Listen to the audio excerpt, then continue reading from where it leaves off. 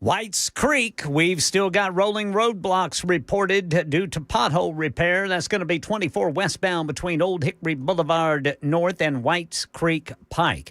Getting the brake tapping underway. Northbound North Loop up to the northern split. Then it is especially slow going if you're eastbound 440 over to 24. I'm Ken Weaver.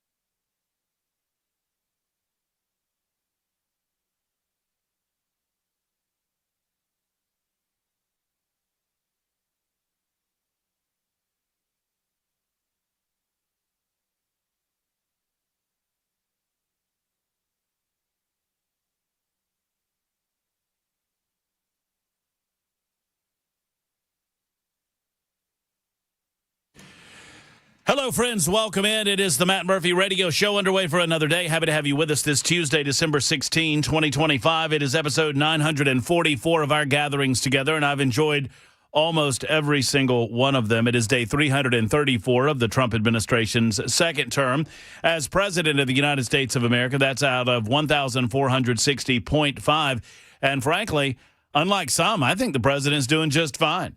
I think we've gotten along swimmingly. We've checked a lot of boxes as it pertains to campaign promises. The economy's not gotten quite where we want it to be, but it is coming around, and a lot of indicators would suggest as much. And I think we've got our best days ahead of us during the Trump presidency and most certainly in the United States of America. We shall discuss said same on the show today. Take your telephone calls all day long at 615-737-9986. It is my favorite part of the day. I absolutely love it.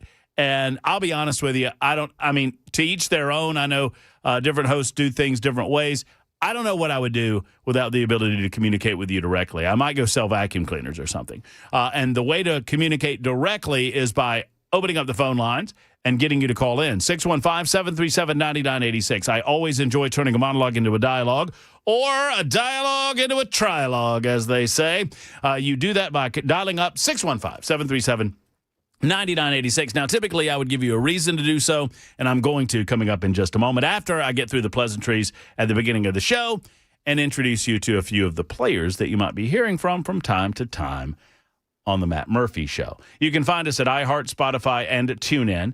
Those are three apps where we are available. There are many, many, many others. Those are just the big three. You can also find us at our own app, SuperTalk 99.7 WTN. Type that in and take us wherever you'd like to go on your smartphone technology, laptop, and whatnot. We're on Talk TV as well, YouTube, Facebook, Twitter, Twitch, and Rumble. YouTube, Facebook, Twitter, Twitch, and Rumble. What will the folks see, Jackson? By the way, Jackson Williams, one of those players that you might hear from time to time. I'd tell you all of his nicknames, but it's only a 4-hour show.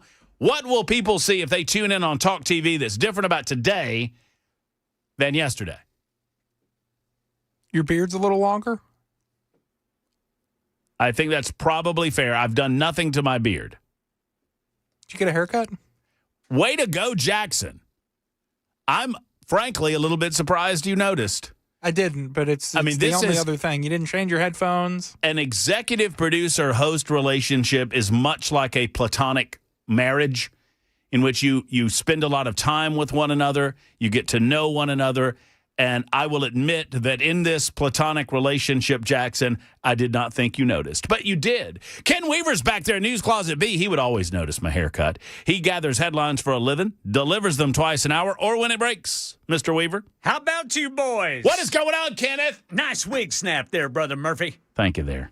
Wig snap? I've never heard that one. Yeah, this fella I worked with back in the day, he called it wig snap. My grandpa always called it getting your ears lowered. Getting your ears lowered. Oh, look at there. You got your ears lowered. How about that? And if you came in with a new pair of shoes, you know what he would say? What? Oh, you kicked a bull in the ass. What? What's that? I think leather. I think if they were leather shoes. Oh, you kicked a bull in the ass, did you?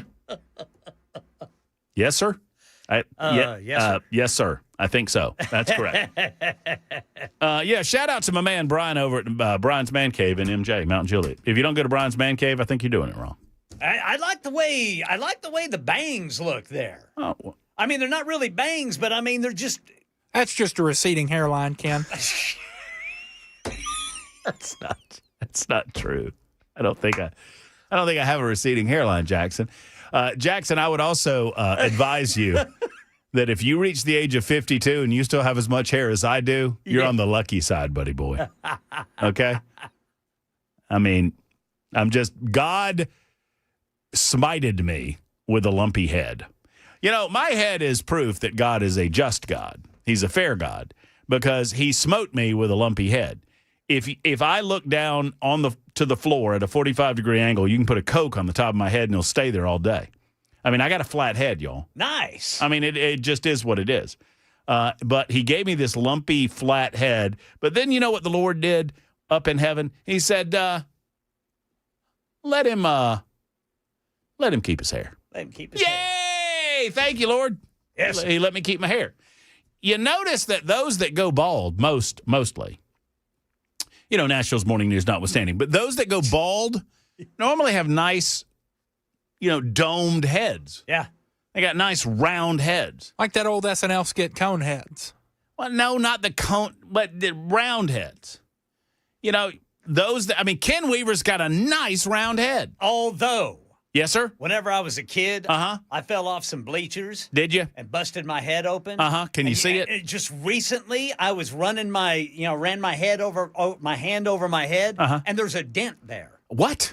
Yes. That you never knew about? I never knew about it. Oh, that's weird. But yeah, this side of my head has a little bitty dent up here. This side does not have a dent in the same location. Well, it's character. You look like a man not to be trifled with, Ken Weaver. I look like it. I thought that the first moment I met you.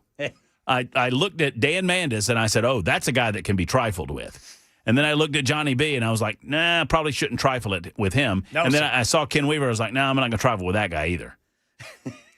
These guys are security for Nashville's morning news is what they are. Anyway, I feel good about the show today. It's 12 minutes after the hour, and I've already gotten 2 Dan Mandis jabs in. Pretty good. Let's see if we can get to 10, double digits. Ken, how did you fall off the bleachers? I was roughhousing with one of my friends. Mm-hmm. We were wrestling up there, and I fell. Showing off in front of girls, I bet. Burk! Man, it bled. Ooh, I bet it did. Did you have to go to the hospital? No. Nope. They just put a whole bunch of napkins from the concession stand on it. You know, they just put some Mercurochrome on it and let it go. I think that's what they did. I mean, remember the Mercurochrome? Yeah. Jackson, there was a time where we basically just took bottles of mercury and poured it all over our wounds. Yeah. Called it a day. I think I don't even know isn't that what Mercurochrome was? It had mercury in it, I think. It had a weird color to it. Yeah, yeah. And when you'd go to school, there were at least 3 kids that would have it on them. You could see on their bodies somewhere. Yes. Well, because it would stain you, Jackson, wherever they put the Mercurochrome. I got to where I wanted some. Well, yeah, that means because I thought, wow, what is that? Red badge of courage is what that is. I can think of 2. Jackson, did you have a childhood? Have you had a childhood injury in your life that you immediately remember when somebody asks you about it? Not really.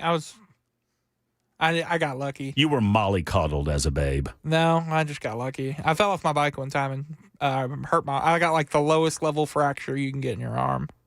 Kurt Meadows broke my left arm. I'm sorry, no, my right arm. What am I talking about? Yeah, it's my righting arm. Hold on, stand by. Yeah, my right arm. I had to do the old lefty-loosey, righty-tighty. Oh, they say the mind's the first to go, Ken. No, the mind is the second thing to go. You know what the first is? Your hair. I can't remember. That's the old joke. The memory's the first thing. Memory's the second thing to go, boys. What's the first? I don't know. Can't remember. No, Kurt Meadows broke my right arm playing football in the 6th grade. I remember that. And then because I fell on my arm, and then Kurt fell on me. Smoosh. Ow. But the big one was my stepfather. I had this old rickety, huffy bicycle. Yeah. And, back in the day, you didn't, just because the handlebars came off, you didn't throw the bike away. And so Lane decided to spot weld the handlebars back on the bicycle. and so he welded the aluminum handlebars back on the bike. Okay, y'all with me so far? Yep.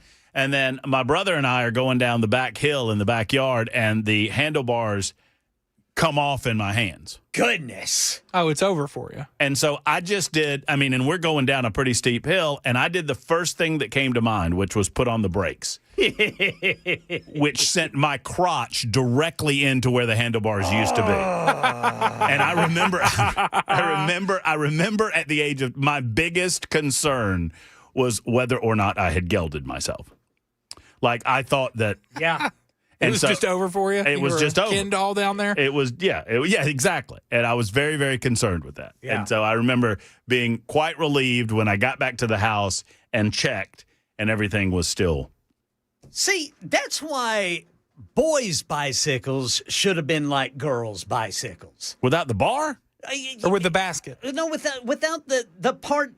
Now With the little frilly bell that goes ching, ching, No. ching. No. The part from the handlebars back to the seat. Remember the girls' bikes? It would go down. I never understood why it wasn't opposite, because Right. girls did not have the parts that might get damaged if you rammed yourself into that bar going across the. That's what I thought. The purpose was for you to not have to ram into anything. Well, but you did. Try not ramming into anything when you don't have any handlebars anymore on the bicycle. Yeah. I got a new bike though, which was nice. Got that going for me, which is nice. We got a lot to get into today. I mean, there is a. I'll tell you what. I don't have mine up. Can you jip it from your room, just audio only? Let's jip this press conference that's going on right now and see what's going on with the Reiner situation. Hit it. Thank our criminal justice partners, the District Attorney's Office led by D.A. Hockman, and everyone who worked tirelessly on this investigation. Their swift action, professionalism, and commitment to justice have been instrumental in bringing clarity and accountability to this case. The LAPD remains steadfast in our mission to protect life and uphold justice. We will continue to support the Reiner family and ensure that every step forward is taken with care, dignity, and resolve. Thank you. We'll now take some questions. Yes, right here in the front. Mr. Attorney, could you talk about why you feel this case rises to special circumstances? So special circumstances is a situation where one of the enumerated factors that lead to elevating in some ways a first-degree murder case to a special circumstance first-degree murder case occurs. One of those special circumstances is called multiple murders. Here we have two, and it qualifies under the definition of multiple murders to allege the special circumstance in this particular case. Chief, I saw how over was here. Nick Reiner found, and was there any evidence on him indicating a crime, and did he say anything?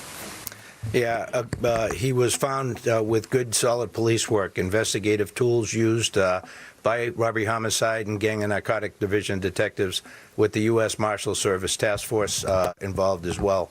So we're thankful for the work that was done. I won't go into talking about what was found or anything that could potentially taint the investigation. Chief, one quick follow-up question, Yeah. sir.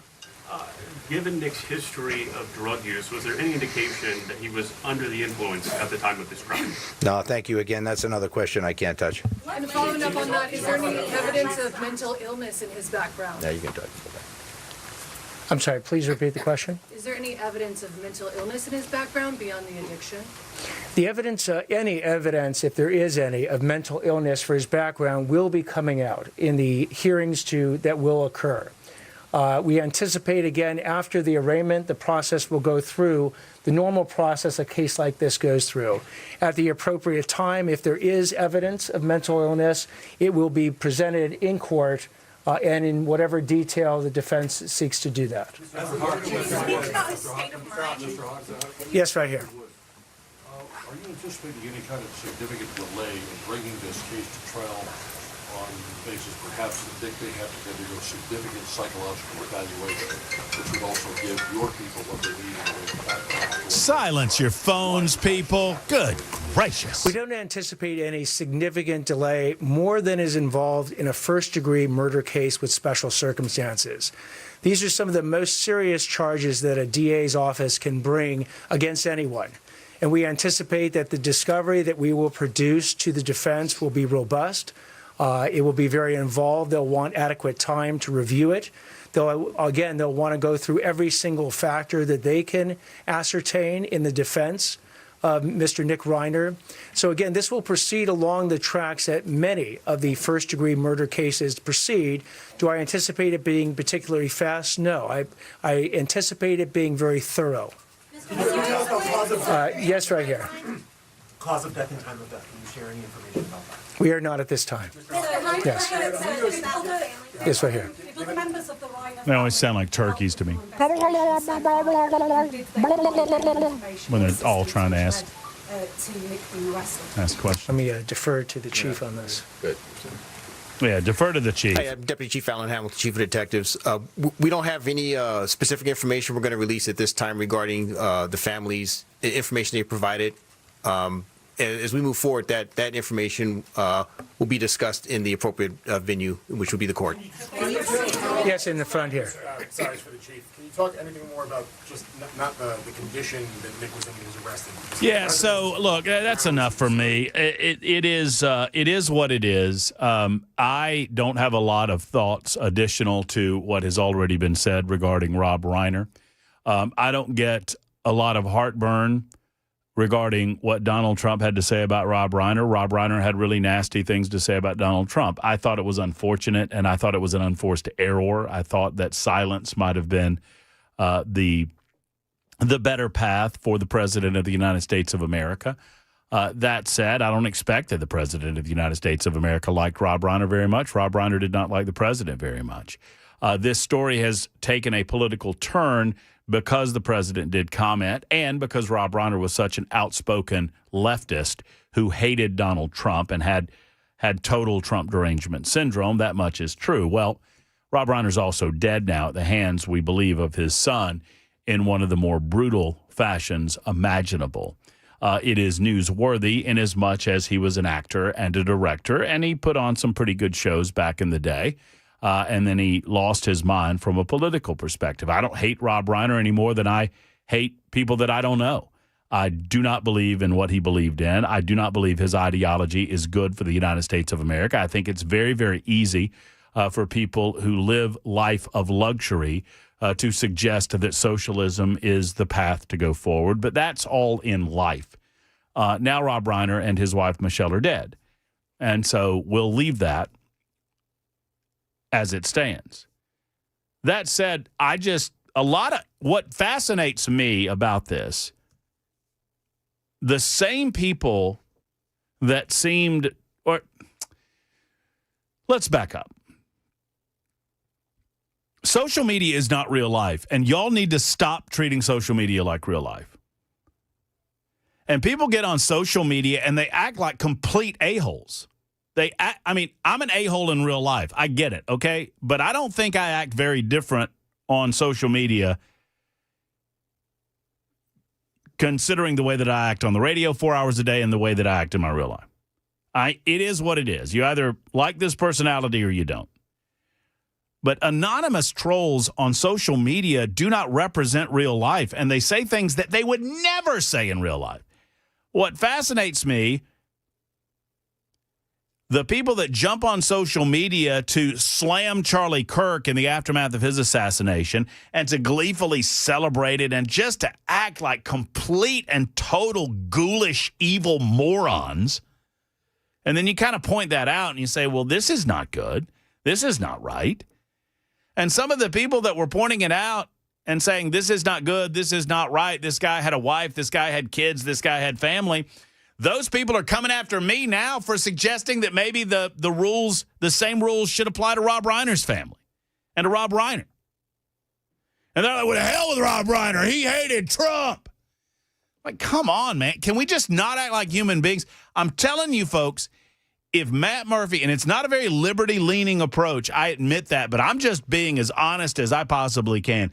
Y'all are lucky that I'm not king, because if Matt Murphy were king of the world for one day, the first thing that I would do, and maybe the only thing that I would do, is social media would go bye-bye. The world would be a better place without it. And I say that as someone who's addicted to it, at least to the X machine. I admit it. I recognize it. I'm working better at it, or at least I'm trying. Get off social media and talk to human beings for a minute. And I think this shows the worst of it in the aftermath of a tragedy like this. 25 after the hour, Supertalk 99.7 WTN, always open on the phone lines to speak in a more direct fashion. 615-737-9986. 615-737-9986. It's the Matt Murphy Show on Supertalk.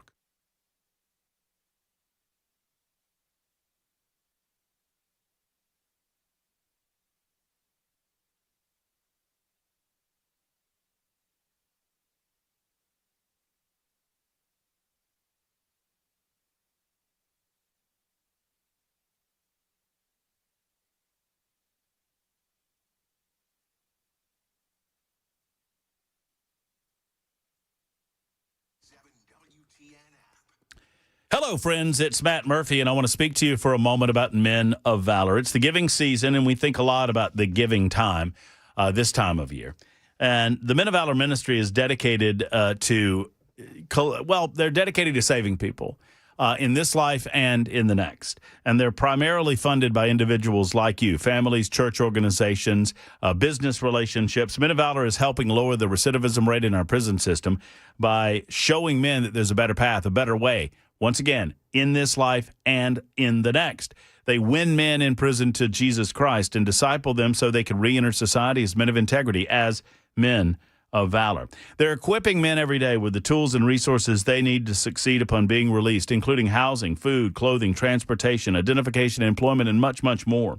Your support helps provide critical funding for Men of Valor's Valor Ridge campus, as well as many of the other organized events that they engage in within the prison walls and outside of the prison walls. Will you give as you can? Volunteer, if you will, to Men of Valor. MOVministry.com for more information. That's MOVministry.com for our friends at Men of Valor.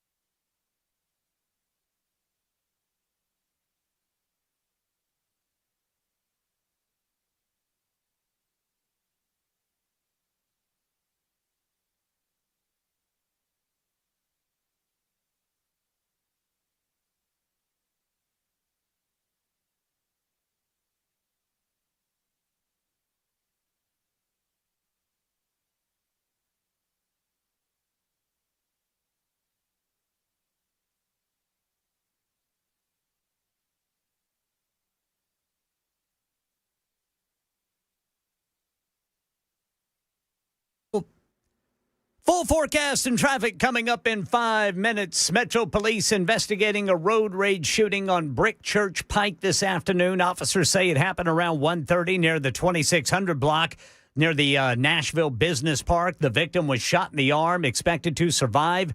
Detectives searching for 2 suspects who left the scene. President Trump to deliver a primetime address to the nation tomorrow night. The speech scheduled for 8 o'clock Middle Tennessee time from the White House. Trump announcing the event on Truth Social, calling it a message for, quote, my fellow Americans. The topic of the address has not yet been revealed. A new state audit says Tennessee's Department of Children's Services is still struggling with oversight and efficiency. Investigations into abuse cases and child fatalities were delayed. Some youth were housed in crowded, unsanitary conditions, according to the audit. The review also found overdue health screenings and weak IT controls. Officials say progress has been made, but major challenges remain. And big news for Tennessee's economy. Korea Zinc is bringing a $6.6 billion investment to the state. The company plans new smelting operations in Clarksville, a reopened mine in Gordonsville. Memphis will also see an expansion, adding hundreds of jobs. Officials call this a game changer for critical mineral production in the U.S. Meanwhile, a new report says the minimum wage is not enough to live in Nashville. Here's Channel 4's Holly Thompson. According to Realtor.com, the price for rent in Nashville, Murfreesboro, and Franklin, it all averages out to be about $1,500 a month.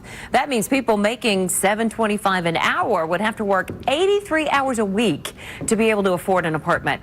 Nashville is ranked among the top 5 cities in the country where minimum wage workers have to work the most hours just to afford the cost of living. And from the Metro Council chambers, a big decision on the horizon for Nashville neighborhoods. Nashville's Metro Council set to vote on a bill that limits the height of single-family homes on narrow lots. The measure would cap most houses at 2 stories instead of 3. Supporters say it protects neighborhood character and privacy. Critics warn it could reduce housing supply and make homes less affordable by restricting urban density. The final reading happens tonight. We'll let you know how it goes.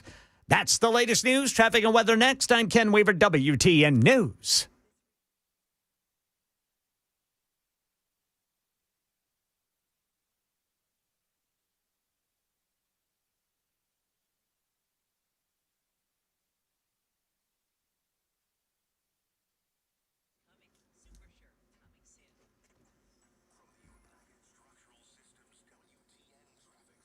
All right, the slowdown's building. Northbound 65 to the South Loop, then eastbound 440 over to 24. Then that continues, that break tapping eastbound 24 from 440.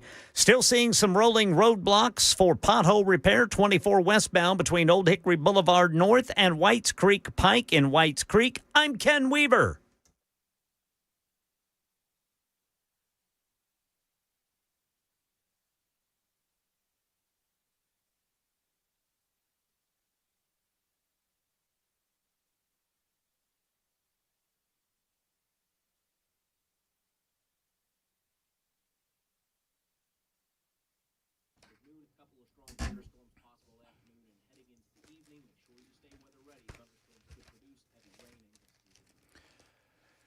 Folks, now's the time of year, and you've got a limited amount of time to get this done before 2026 rolls around. You need to contact Shane Ring and Cover Nash. Make this a resolution before New Year's, that you call Shane, talk with him about your health care coverage, find out if you're paying too much, allow him to shop the entire health care market to see if there's a better plan available for you and your family. If you're tired of health coverage that feels like a mathematics exam, there are options available for you that work better than your current option. And you don't have to play by Washington's rules. I understand that there's a lot of conversation, and we have a lot of these conversations regarding Obamacare. Well, they're at it again, and the premiums are going up, and who knows about the subsidy. Well, you can get rid of all of that and don't play by Washington's rules and allow Shane at Cover Nash to help you cut your cost by up to 40 to 60% off, keeping your doctor, your hospital, and everything that you've come to enjoy about your medical care, but getting a better health care coverage in the process. If you're self-employed, uninsured, or just tired of paying too much, it's time to call Shane Ring and Cover Nash. 615-465-0023, 465-0023, or covernash.com.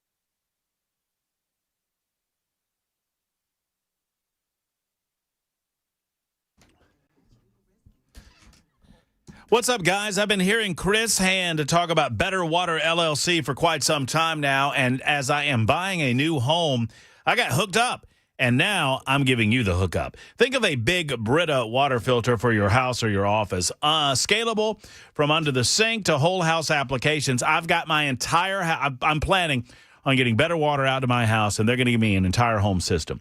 Removing the sulfur, the iron, the chlorine, the bacteria, the E. coli, everything from your water. They offer a full range of water treatment equipment from reverse osmosis, water softeners, specialized filters, UV lights, you name it. They do it at Better Water LLC. They're based out of Smyrna. They treat all of Middle Tennessee. I'm bringing them down to Mount Pleasant when we go down there, and they're going to help me out. Guys, these are the same folks that treat the water at your favorite local coffee shop, all right? And you know how delicious that coffee is? Well, your coffee at your home could be just as delicious. I mean, I don't know what they're doing in the coffee, but I know what they're doing with the water. They treat the water at hospitals that you go to. Go to betterwater.com. to learn more. That's betterwater.com. Better yet, give them a call. Tell them Murphy was talking about them. Chris Hand has talked about them plenty, and now it's time for you to get better water in your life. 615-355-6063. Get better water with Better Water LLC.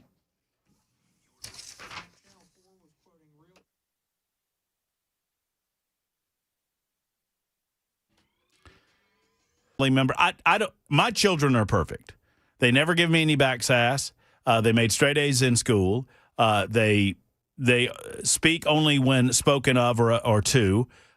They are absolutely wonderful because they're fictional, and I make them up in my head. But the people that are like Rob Reiner deserved what he got because he raised a bad son. Yeah, you know, y'all don't have to act like scumbags. Y'all know that? You just don't. And you have zero idea of what you're talking about. I know that I've had drug addiction in my family, and you try as best you possibly can to help. Now, I'm not saying that Rob Reiner did. I'm not saying that Rob Reiner didn't. I don't know, and neither do you. So just stop it. Just stop it. You don't have to be that person. You don't. You can be a better person. And all of you folks going, well, Rob Reiner was scummy, so I can slam on. I don't want to be Rob Reiner. I want to be better than Rob Reiner, don't you? I'm not saying he's a good guy or a bad guy. I'm saying he's a dead guy. And I don't want to rise to the level of his standard. I want to be better than him. Don't you? Don't you? I hope. But Ken Weaver just delivered this story, and Ken Weaver's delivering the news. I'm not going after Weaver, but this story is fascinating to me. That there's a study out there that says that you can't live on minimum wage. Did we need that study? That you cannot live on minimum wage in Nashville, Tennessee. Really? I have questions. What business in Nashville, Tennessee pays minimum wage? Now, before you answer, I understand that there are service industry jobs that pay to a level consistent with the idea that you're going to get tipped in excess of that level. And if you are better at your job, whether it's a server position or a bartender or whatever, that you will be tipped beyond the minimum wage level. I understand that in some service-oriented jobs, that is the situation. I'm not talking about you. I'm talking about hourly rates. What job pays minimum wage? If minimum wage is so necessary, why do all businesses pay above it right now? I believe that we would be hard-pressed, and I'm being serious. Maybe they're out there. I would be hard-pressed to find an employer that is paying minimum wage. Now, Jackson just took notice because I imagine Jackson makes minimum wage here at Cumulus Media and Super Talk 99.7 WTN. I'm guessing that it's around there. You get what you pay for.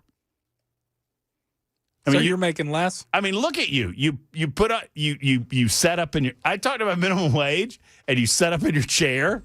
I did not. You got to attention? You I put did on, not. You put on your headphones? My headphones have been on this whole segment. It's like, ooh, he's talking about minimum wage. I better listen up. Maybe I'm about to get a raise here. If it's up to the federal government to set the low bar standard, why is the free market rising above it? And why do we need it? If you trust the free market so little that you believe that government must enforce the lower floor rate of pay in the United States of America, then query me this. Why is it that every business that I know of pays beyond minimum wage?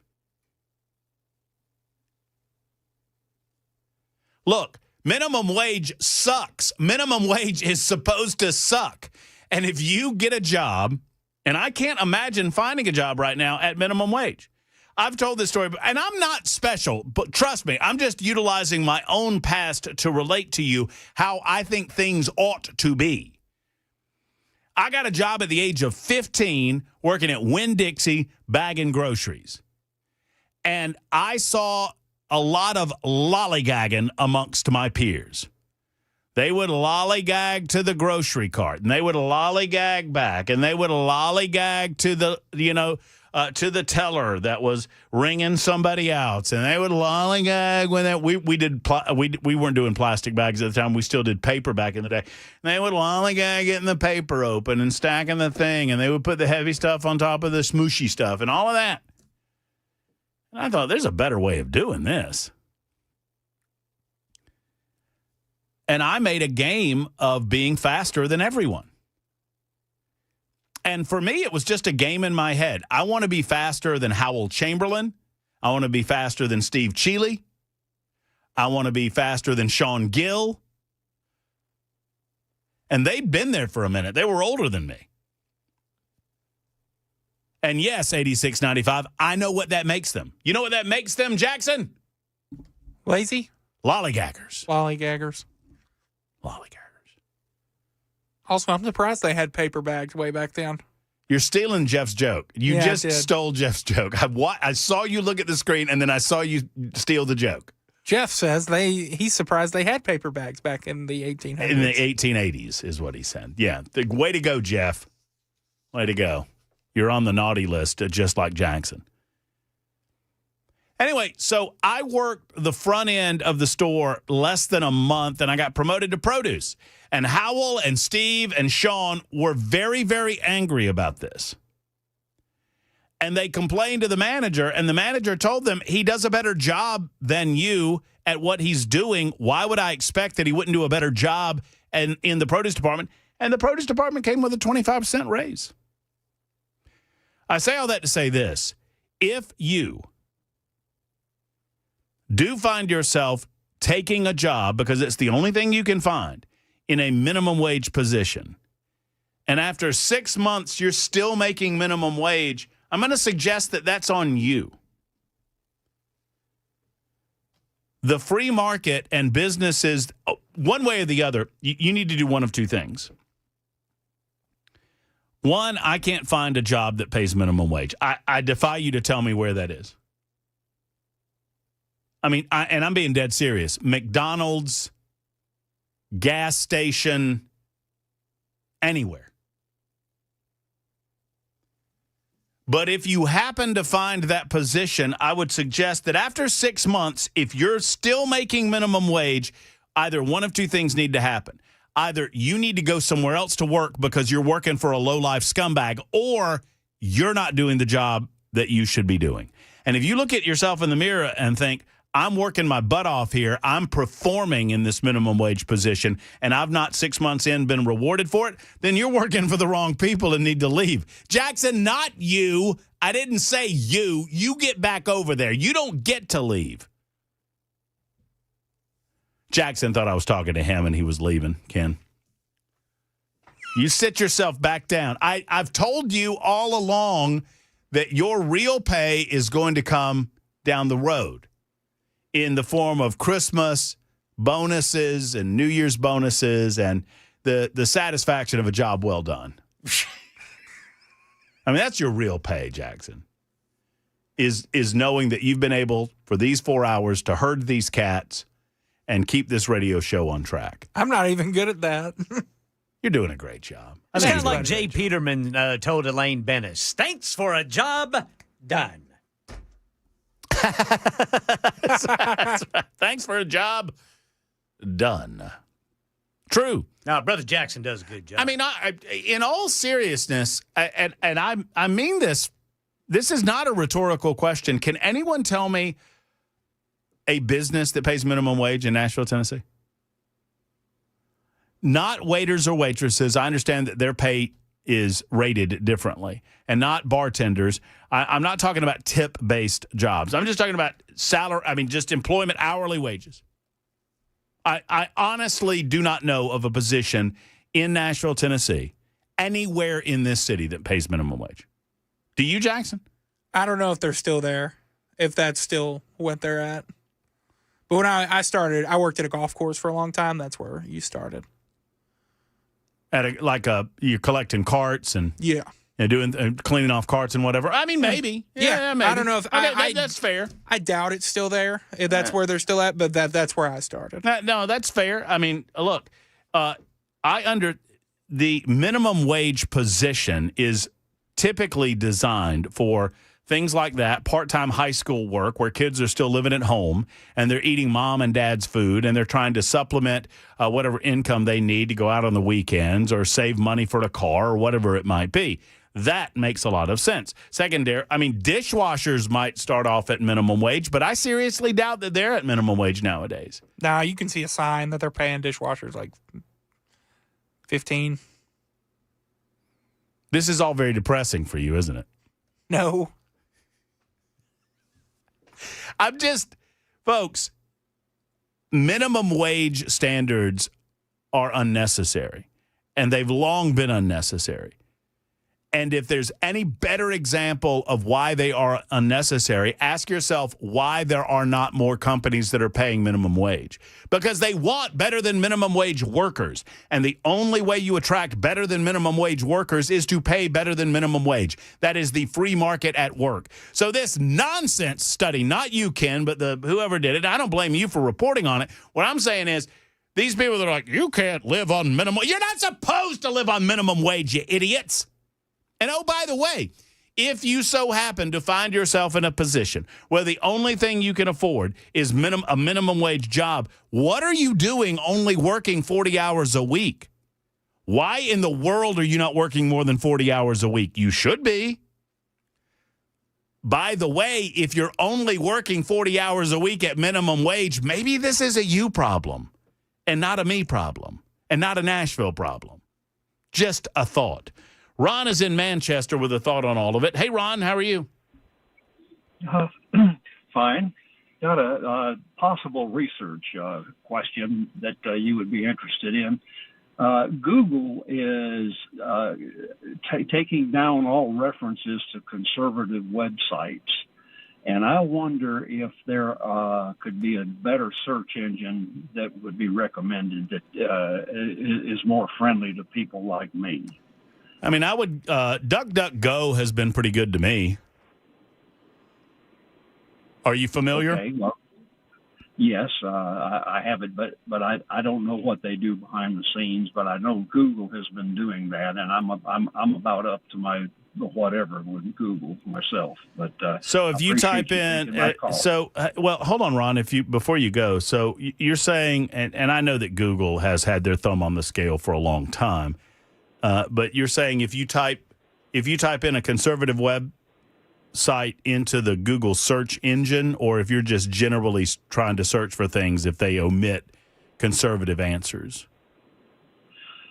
I would like I don't know about Firefox. I don't know which of these search engines really are friendly to people like us. Google is not, and if you know of any, I would appreciate it. Maybe somebody can look that up. Hey, I'm looking up. Hey, you'll get a kick out of this, Ron. I'm currently, as you speak, I've just typed in a question in Google. You want to know what the question is? Is there a better search engine than Google?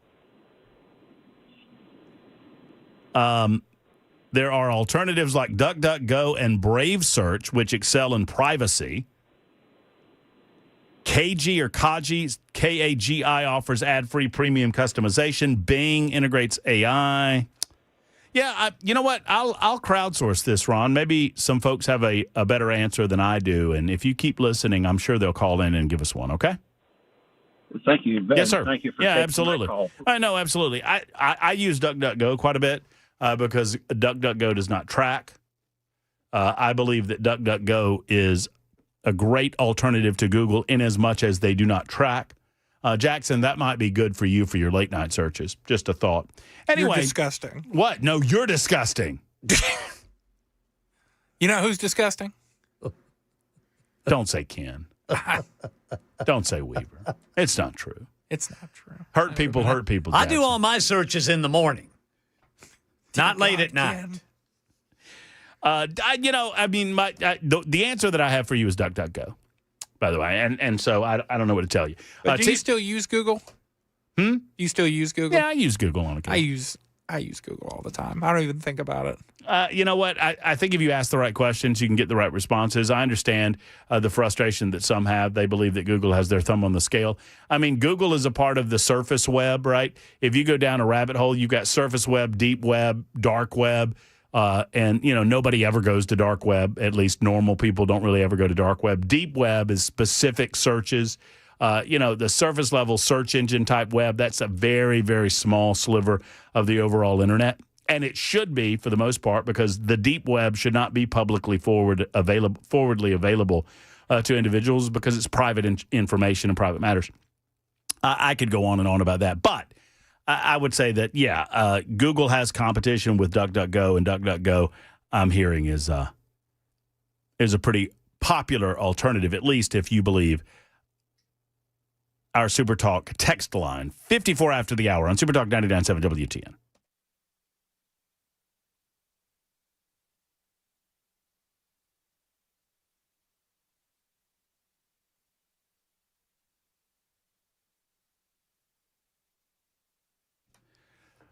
Friends, I understand that it's the holiday season. I understand that maybe you've kind of given up on the year when it comes to your weight, but do not give up. Do not give up. You can lose weight during the holidays, and you can look better and feel better as a result. Let's talk about Contours LLC, because Contours is running a special right now. It's called The Murph. Go ask about the Murphy package, right? When you call or make your way over to Contours LLC. They're running the special through the end of the year. You get a package of belly buster treatments, and then you get a maintenance treatment package schedule each month, January, February, and March, that you can use at 20% off the usual price. In fact, they'll let you come in and try it for just $99. Friends, Contours LLC, I've tried it. It works. It's red light therapy. It's non-invasive. It works because, well, it's safe, it's painless, it's effective, it's cost-effective, and it helps get the gut out of there, the love handles. It opens up the fat cells. You wash away the fat through hydration and through your natural process, and you look better, you feel better, you get slimmer. Thirst treatment, that's what it's all about. I've done it, and I encourage you to do it as well. Give them a call and let them explain it better than I have today at 615-236-9960. 236-9960 or online at contoursllc.com. That's contoursllc.com.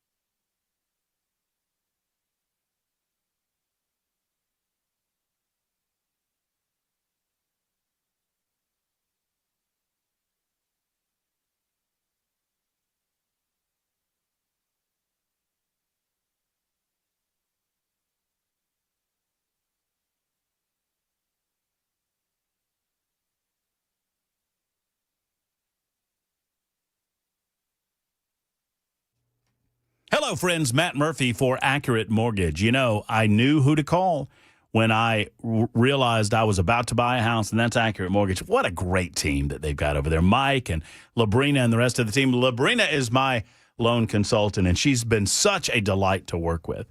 They make it so easy for you at Accurate Mortgage, and unlike the big online lenders, you're a human being. I mean, they call you by name. They treat you like family. You're not just a number to make a quick buck. Accurate will only advise a loan if they believe it makes sense for you financially. Now, listen, even though rates might be a little bit higher than you would like for them to be, it is still perhaps a good time for you to refinance your loan. Ask them about that when you make the call to Accurate Mortgage, because if you have some higher interest consumer debt like credit card debt and the like, you can eliminate that out of your life while refinancing. Do not lose the savings in your wallet to the interest rate in your head. That's what they like to say. So if you're looking to purchase a home, like I am, do a cash-out refi. It's a great time, by the way, to purchase a house because prices on homes are going down. It's a buyer's market right now, and interest rates are going down as well, thank you to the Trump economy. Visit at Accurate Mortgage today at AccurateMTG.com. That's AccurateMTG.com. Tell them I sent you. Accurate Mortgage, NMLS 129944. Rates and terms subject to change. Equal housing lender.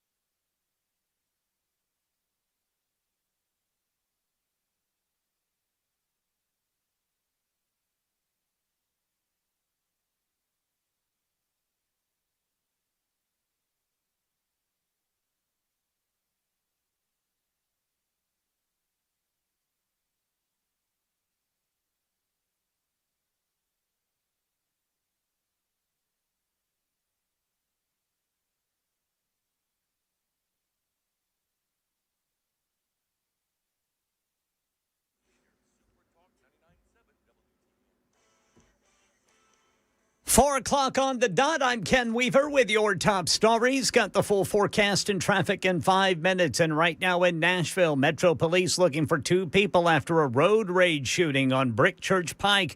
Happened this afternoon around 1:30 near the 2600 block. The victim was hit in the arm, taken to the hospital. Officers say the suspects drove away before they arrived. President Trump plans a national address tomorrow night at 8 o'clock Eastern Time. Actually, 8 o'clock Middle Tennessee time, 9 o'clock Eastern Time. He'll speak live from the White House in a primetime broadcast. The announcement came through his social media account earlier today. He did not give details on what he plans to discuss. And the Tennessee Comptroller reporting recurring problems at the Department of Children's Services. Auditors claiming to find missed deadlines in child protection cases, poor supervision, and unsafe transitional housing for youth. Medical and dental screenings often late, and IT systems remain unreliable. The agency says it's working on improvements, but warns change will take time. Money News. Tennessee set to welcome a massive international investment. Korea Zinc will spend $6.6 billion on new facilities and job creation across the state. Clarksville and Gordonsville going to see major projects while Memphis gets a boost with an expansion. Leaders say this strengthens America's supply chain for essential metals. Gallatin set to gain dozens of new jobs next year. CDF Distributors, which provides commercial and industrial doors and hardware, planning a $26 million investment in a state-of-the-art manufacturing and distribution center. The Tennessean says the facility will open in January and bring 85 jobs to the area. And here in Nashville, Channel 4's Joylyn Bukovac says Metro Council votes tonight on changes aimed at easing some of the housing shortages. Tonight, council members will vote on zoning changes meant to allow for more middle-density housing units, things like duplexes, townhomes, and in-law units, while also limiting those tall, skinny houses in neighborhoods. Metro planning leaders say the goal is balance, adding new housing where it fits, and neighbors say they're fine with that as long as it does not drastically change or overwhelm their neighborhood. Even if this measure passes, nothing will change overnight. Any new development will still have to go through that typical rezoning process. A data breach has compromised sensitive information for some Blue Cross members in Tennessee. The exposed data includes Social Security numbers, dates of birth, and addresses. following unauthorized access at a third-party vendor. Free credit monitoring and identity restoration services are available for 2 years. Officials say you can visit bluecrosstn.com or follow the instructions in your notice to sign up. And the FDA has approved a pill for women who may be experiencing a low libido while dealing with effects of menopause. ABC News chief medical correspondent Dr. Tara Narula says the pill works with someone's brain chemistry to help reverse the effects of what's called hypoactive sexual desire disorder. It is a pill that you take every day at bedtime, and there can be some side effects with it, like dizziness, sleepiness, fatigue, or nausea. Yeah, the pill approved for those 65 years old and younger. That's the latest news. Traffic and weather next. I'm Ken Weaver, WTN News.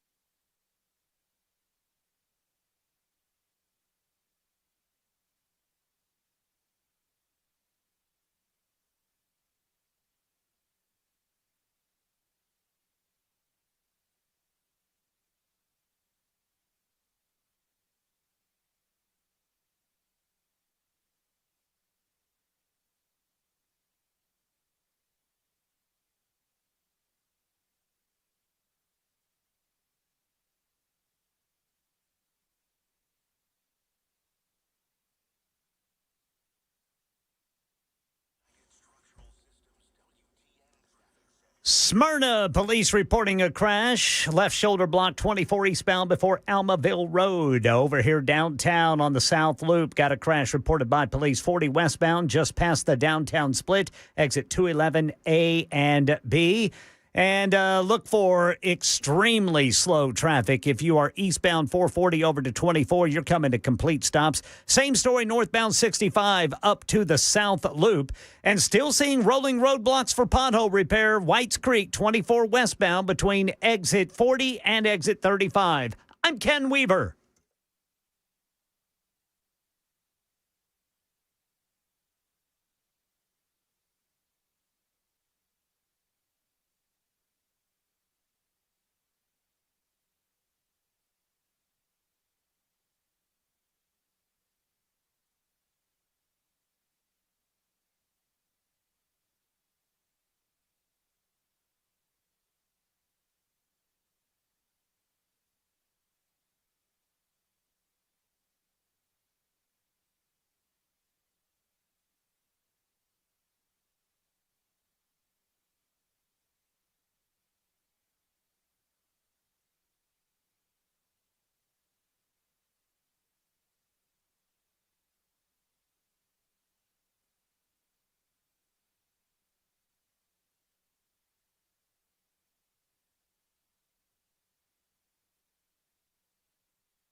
Super Talk 99.7 WTN. Hour number 2 starts right now on the Matt Murphy Radio Show. Happy to have you with us. It is 8 minutes after 4 o'clock and a good afternoon. Looks like a cold, albeit, nice enough. I mean, it's a wintertime day out there as the sun slowly sets in the west. It'll be night before you know it. And conditions not quite as cold as they've been over the last several days.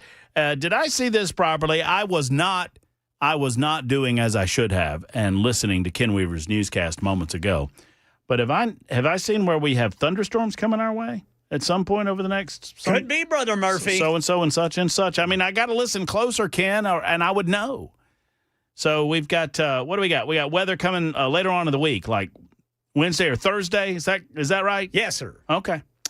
All right. Well, y'all be on the lookout for that. What about a white Christmas, Ken? What do you think? Let's not talk about that. I don't want to talk about it because it might happen. Well, no, wait a minute. We've got that weekend off. Okay. Yeah, it can snow on Christmas. I don't have to get out in it. What is Christmas is what, 10 days away? 9. Yeah, 9 days away, Brother Murphy. So Christmas will be on a Thursday? It's a Thursday. Yes, sir. All right, let's go ahead and look. Oh, no, right now, as I'm looking at the long-range forecast, according to the National Weather Service for Nashville, Tennessee, it looks like no. Ken, you're good.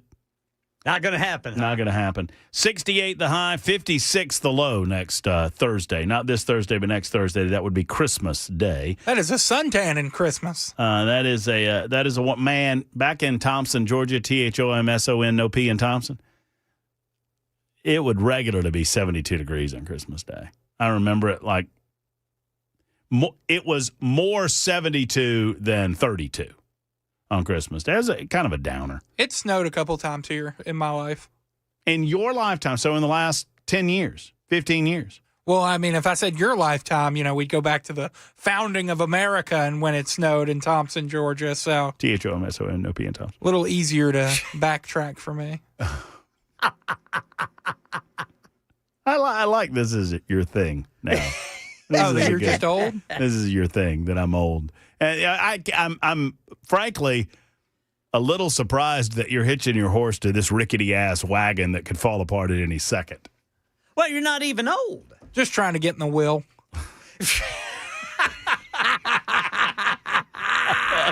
Good. You don't have a lot of people in front of you, Jackson. That's the surprising thing. Is that there's Mrs. Beasley and Munson and E, and that's about it. So you could jump that line pretty quickly. You just got to be nice to me, not call me old so much. 615-737-9986 if you'd like to be a part of the show. We were discussing minimum wage. It's based on a story.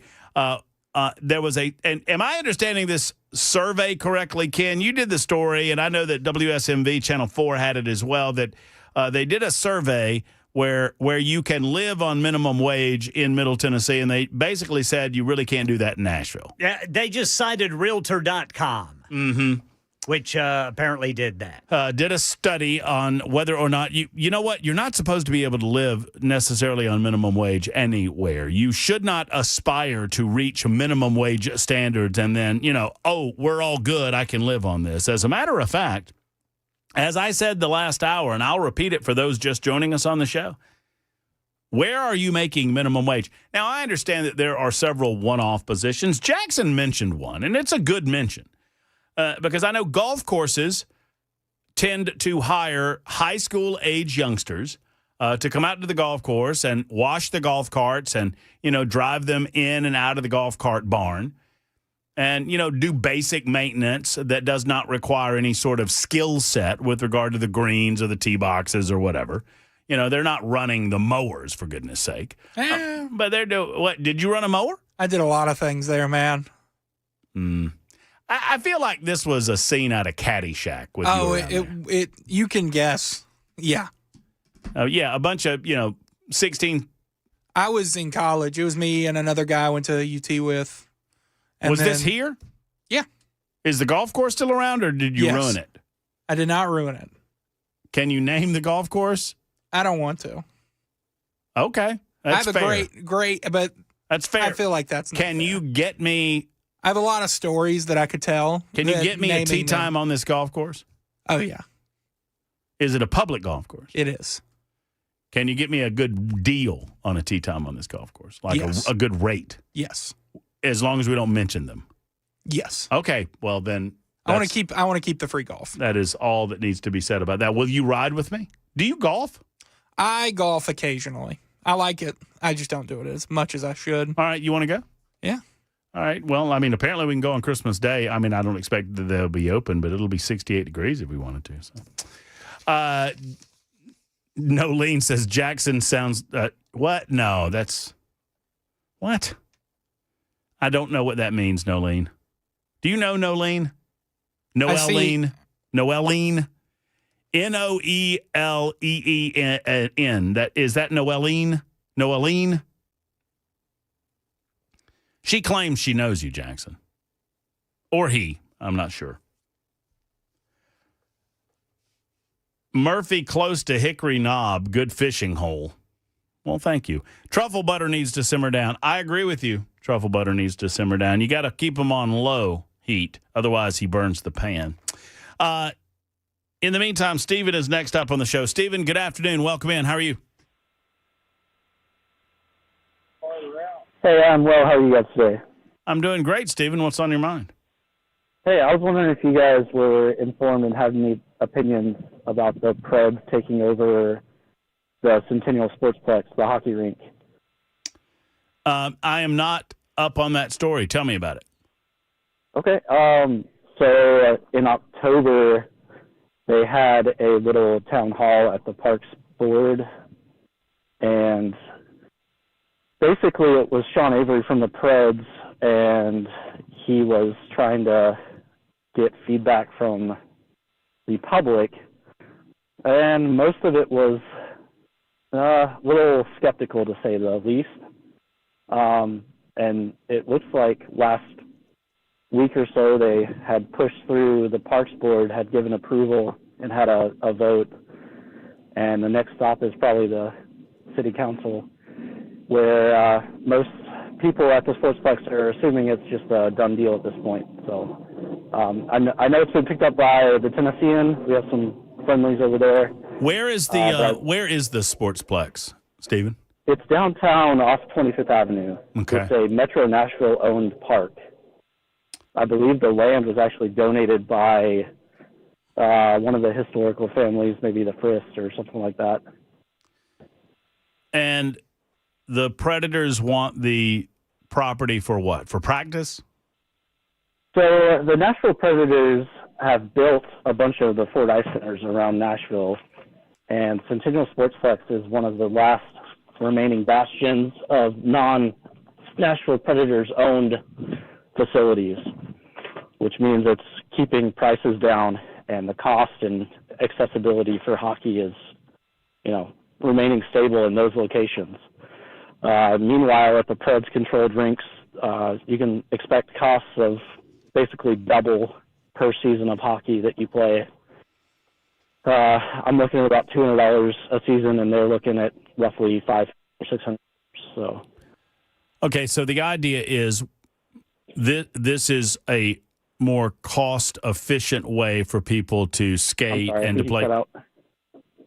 Can you hear me, Stephen? I can hear you now. Okay. So the idea here is that the Sportsplex is a more cost-efficient way for people to play, learn to play hockey, skate, generally speaking. It gives people access to ice. Yes, sir. So the Sportsplex is housing everything from public skate to figure skating to new kids programs for, elementary through high school kids. There's high school hockey. There's travel hockey programs, and then so they're planning on voting on this tonight. I don't think it's tonight, but I believe that it has passed the park board with a unanimous approval vote, and that it moves to the city council next. So what's the objection to it? That they are going to charge too much money? They're going to limit the amount of time for the general public? Both?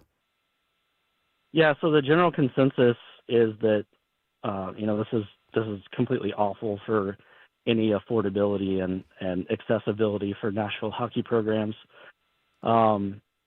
It's going to just balloon costs, and then a lot of people are equating it to what's occurred in Dallas and Fort Worth, where the Stars programs have taken all over the private rinks in the area, and then hockey is just not affordable. The how many rinks are there in town? Do you know? Or play? I should ask it a different way. How many? And I don't. My knowledge about this is very surface level, Stephen. So you have to forgive me. How many places are there in town where people can go and skate? There are the two Fordyce centers here around Nashville, Bellevue and Antioch. I wouldn't really consider the north side of Tennessee to be, Clarksville is not exactly local. That's fair. But besides that, the only other two places are Centennial and then another rink in Nolensville. So Nolensville, Centennial, and then the two Ford places. So the 4 total. And you're saying that the Preds have ownership or at least leasing control over 2 of them right now? Yes, sir. And they want to take over Centennial? Yes, sir. And you're against that? Yes, sir. Okay. And you're against that because of you believe that they're going to go up on price? Yes, sir. I was at the meeting October 30th or 31st, and it was basically there's nothing in place that would freeze pricing or keep it affordable. And basically what they were looking at was to freeze pricing for 3 years. And they were trying to promise that all existing programs, legacy programs at Centennial would stay, right? They'd still have right of first refusal. But after that, after the 3 years, they're going to adjust prices to what they would consider a market rate. Yeah, I'm looking at the Tennessean article, and I understand that this is kind of a limited scope discussion, but obviously it's important to you, Stephen, and I want to present it to the people that listen to the show. Maybe they're not aware of it. This says the Predators operate 4 of the 6 publicly available sheets of ice in Davidson County. And if the Sportsplex proposal passes, they will operate all 6 until 2049. I have a tendency to be against anything that's monopolistic, and this feels like it's a little monopolistic. So I don't understand why. What is the city's benefit in doing this? You're saying that the city currently operates the Centennial Sportsplex? Yes, sir. It is a Metro Nashville park. And I would assume that their position on it is that this would free up money, that this would the Predators would pay for the upkeep and all of that. Correct. Their argument was that Centennial Sportsplex needs a couple $1 million in general maintenance and upkeep, which I understand there are some capital projects that are likely to come due, but, Metro Nashville is really good about allocating money when they need to. Not any time before that, but only when they need to. Well, I have a tendency to agree with you that, why are the Predators after this property? Do they are they specifically trying to create a monopoly or what? I don't know if it's their direct intention to create a monopoly, but it certainly does so. The expressed ideal to us at the meeting was that they're looking to take over ownership or at least operation of the ice rinks at Centennial, and to build onto their private areas of the rink for locker rooms and practice facilities for the Nashville Predators and their visiting teams. It basically seems like their ego was bruised when some social media posts were made by visiting teams that were not so gracious towards the NHL team that resides here in Nashville. Yeah, so there's a lot of people that they're saying that there's one in Brentwood behind this Cool Springs Mall. I don't know anything about this, so that I could be sounding like an idiot here. But do you know of one in Brentwood behind the Cool Springs Mall? As far as I'm aware, Southern Ice A-Game Sports is no longer there. I grew up in Nashville. I played there when I played, under 18 hockey. But as far as I'm aware, that's all volleyball courts and recreational facility. Well, what is the takeaway in the minute or so that we have left? I mean, what do you want folks to know that may be not familiar with this story? Are you encouraging people to voice their opinion that we don't need the Predators to take over the Centennial Sportsplex? I'd really just like to, present awareness to the public and to you. Maybe we could get a little more traction with this, that, it's really going to negatively impact not only, hundreds of my peers that I've played with for, more than 10 years, but also my kids, the sled hockey programs that they have, the figure skating. I mean, this impacts thousands of people. And you're saying that if the Predators take over the Sportsplex, the Centennial Sportsplex, that they're going to squeeze a lot of these people out in terms of price. We're going to end up paying for whatever upgrades that they do to Centennial Sportsplex or to their private facilities that are adjacent. What is the price difference between a Predators run facility right now and the facility at the Sportsplex? I quit playing at these other facilities because they were too pricey. The last time I checked, it was roughly $550 for a season at the Fordyce Centers. And it's roughly $200 depending on how many players you have on each team at the Centennial Sportsplex. And that's apples to apples. Just about, yes, sir. Mm-hmm. Would you agree? Would you agree that the Sportsplex needs upkeep, that it needs improvement? I would not really say that I would do many improvements to the Sportsplex. Okay. There were some complaints about locker rooms and, urinals and stuff like that in a general bathroom, but come on, we're there to play hockey and work out. I'm not there to, eat off the bathroom floor. Yeah. Okay. Well, I mean, you've made us aware. If there's anything else I can do, please let me know. I have a tendency to be against monopolies. And so if this is going to create a monopoly, I think that's generally speaking going to be bad for people that want to consume the product. That is typically the way that it goes. Without knowing more about the intricacies and ins and outs of the specifics of the situation, that's what I would say to you. That I have a tendency to agree with you, Stephen, that that's probably going to end up badly for the people that are trying to purchase season tickets or season opportunities to go in and skate and whatnot. So best of luck to you, and let us know if there's anything else we can do for you. Thank you. I really appreciate your time and your candor and your voice. Thank you. I'm just a willingness to learn about the subject. I don't know anything about it, but I gave you my thought on it. That typically, if private businesses have a monopoly on a given service or good, they're not necessarily going to price that as low as they possibly can because they're the only game in town. That's the typical way that runs. It's 26 after the hour. Super Talk 99.7 WTN.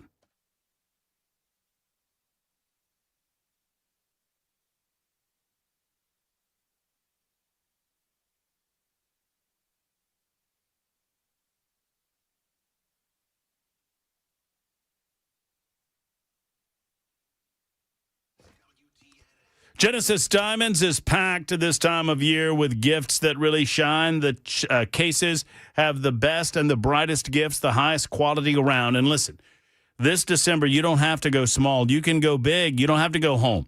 No interest for 5 years and 0 down on approved credit. And you can walk away with that huge one-of-a-kind gift that she's going to be talking about for the rest of your lives. Pick any item and spread the payments over 5 years with 0 interest. We're talking about, let's say, for example, a $6,000. That's a home run gift by any standard. A $6,000 ring is just $100 a month. Those earrings, $100 a month.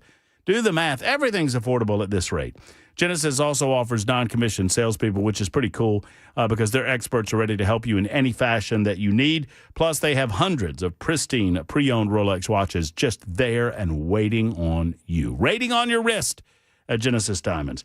If you love a deal, there's something new for everyone in their Genesis Diamonds half-price holiday vault, which can get you some great value on a budget. Genesis Diamonds, the place for that spectacular holiday gift in Green Hills or Cool Springs. Tell them Matt Murphy sent you to the one and only Genesis.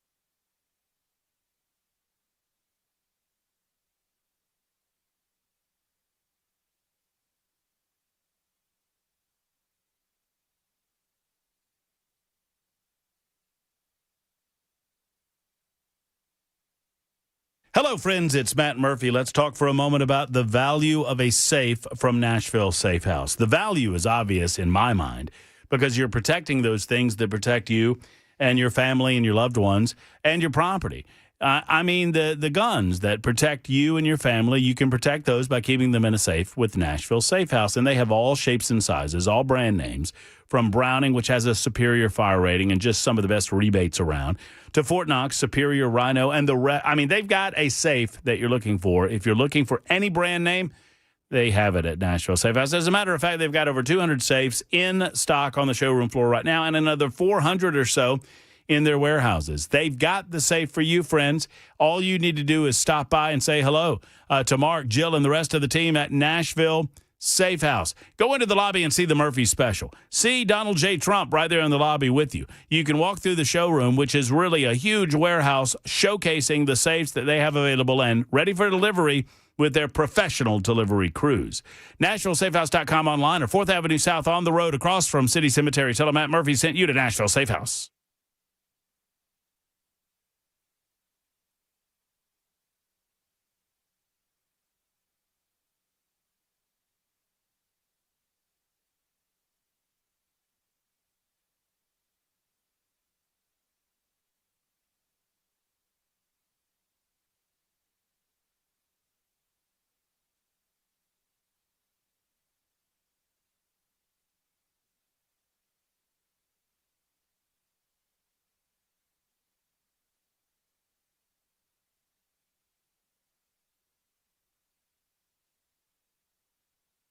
The Dot, I'm Ken Weaver with your top stories. Got the full forecast and traffic coming up in 5 minutes. Had some road rage that led to gunfire in North Nashville today.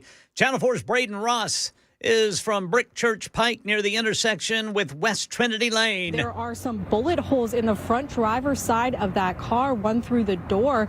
Now, I can tell you this call came into 911 just after 1:30 this afternoon saying that a 40-year-old man had been shot. Now, police here on scene told us one person was taken to the hospital. We don't know the extent of their injuries, and police don't have anyone in custody for this shooting right now. They are still looking for the person who did this.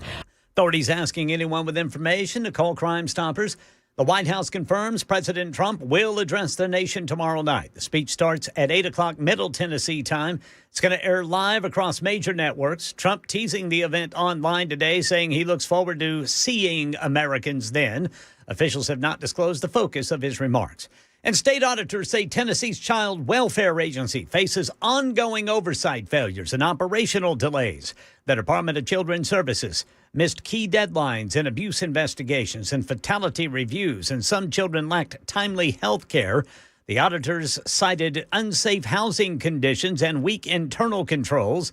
Department of Children's Services leaders acknowledged the problems and pledged continued reforms. Money news, a record-breaking investment coming to Tennessee. Korea Zinc, based in South Korea, says it'll pour $6.6 billion into new operations here. This move brings hundreds of jobs and positions the state as a hub for critical minerals. Clarksville, Gordonsville, and Memphis to benefit specifically. Construction with the projects starts next year. Full operations expected by 2029. That's the latest news. Traffic and weather next. I'm Ken Weaver, WTN News.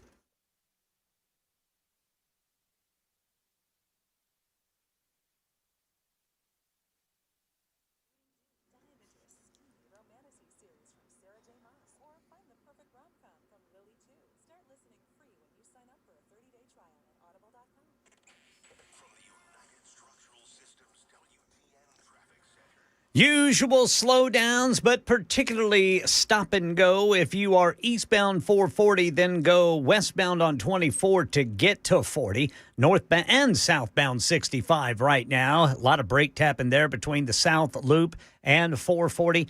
Eastbound South Loop over to 65, and then westbound 40 from 440.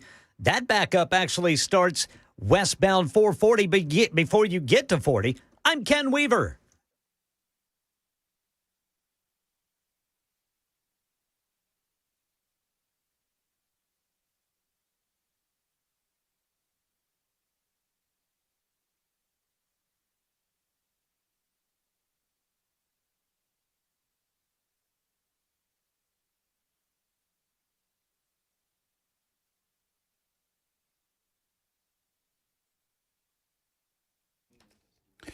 We spoke to our good friend Brink Fiddler yesterday about the aftermath of what went down in Australia, the prevention of a possible New Year's Eve attack in Los Angeles, and much, much more. It's a dangerous world, friends.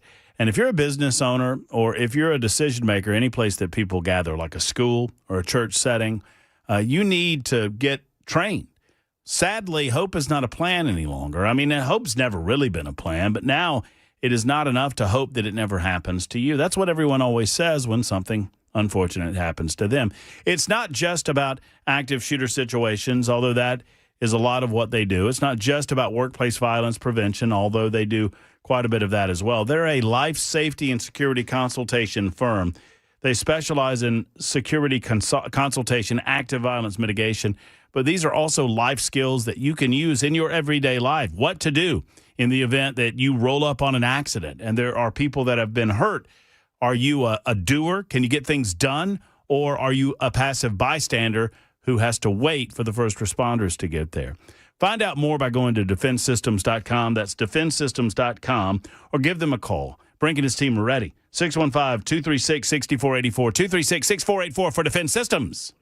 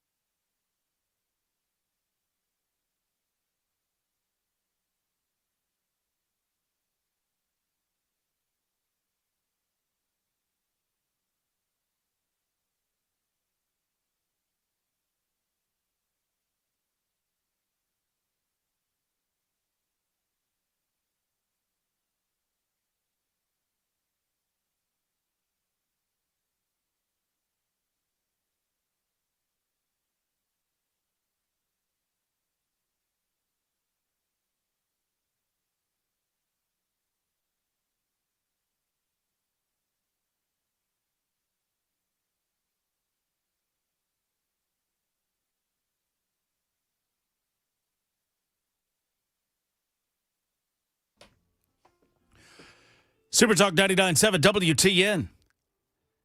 My name is Matt Murphy, and this is the Matt Murphy Show. We're in the midst of the holiday season, friends. Merry Christmas and happy holidays to you and your family. Jackson's ready to go. He's got a hat turned on backwards. What's Santa Claus bringing you down the chimney this year, Jackson? No idea. You know what I hope Santa Claus brings me? A better sense of humor? I think I have a pretty good sense of humor. What do you mean I don't have a good sense of humor? See me after the show. I want a natty. Me too. Well, Ken wants a natty too. I hope Ken gets his Christmas wish, and I hope you're left in the cold. What? What? I would rather stick a fork in my eyes than watch Georgia win another national championship. What about the Oklahoma Boomer? What about all that? What's going to happen when they're doing all that with the things that They've earned it. Earned it? Yeah, their coach left them. Well, I've been there. Their defense earned it. Yeah, I saw somebody described Oklahoma as ugly, like a Komodo dragon. But if they get a hold of you, look out. That's pretty good. Oh, your coach has that look to him, too. Your coach, and I say this in love because my guy's fluffy, okay? I understand that. I don't know about that. But your coach has a reptilian look to him. Yeah. Old Venables. Yeah. He's just lean, leathery. Got a lean and leathery look over there, Ken. He's got big, sharp teeth. Oh, man, fangs. Arr, stick them in here. Yeah. What about this Friday night, Ken? We're gonna do a Ken, are you leaving early Friday? Nope. Good for you, Weaver. I mean, doesn't the game start at like 7 o'clock? It does. We'll have pregame on the TV. Yeah. We might have to work late, Ken. Might be some weather. You never know. Oh, goodness. That's going to be fun. That can't happen. Vols are playing at 6 tonight. That's easy. You better not. Basketball. I'm watching you. Big game. You better not. What big game? They're playing Louisville. You're lying. See, y'all, I try not to lie on this radio show. And sadly, Jackson Williams, a.k.a. Y2J, a.k.a. Lion Jackson, he's now lying to the general public of the Matt Murphy Show on Super Talk. So let me just clear the air and tell you the truth. There is no basketball that happens before January. Everybody knows that. The basketball season starts in January. No, the basketball season starts when the football season ends, and our football season ended early. Not yet, Brother Jackson. You got a bowl game coming up that I might get you into. You never know. We got to talk to Jack Johnson, who's coming up at 5 o'clock, see if he's got any connections over there. Because I've run out of connections. Jack, if you're listening, I'm going to hit you up for Music City Bowl tickets. I just try to be honest. Yeah, just throw it at just with an honest attitude. Just be as clear as humanly possible. We are going to try to smooth.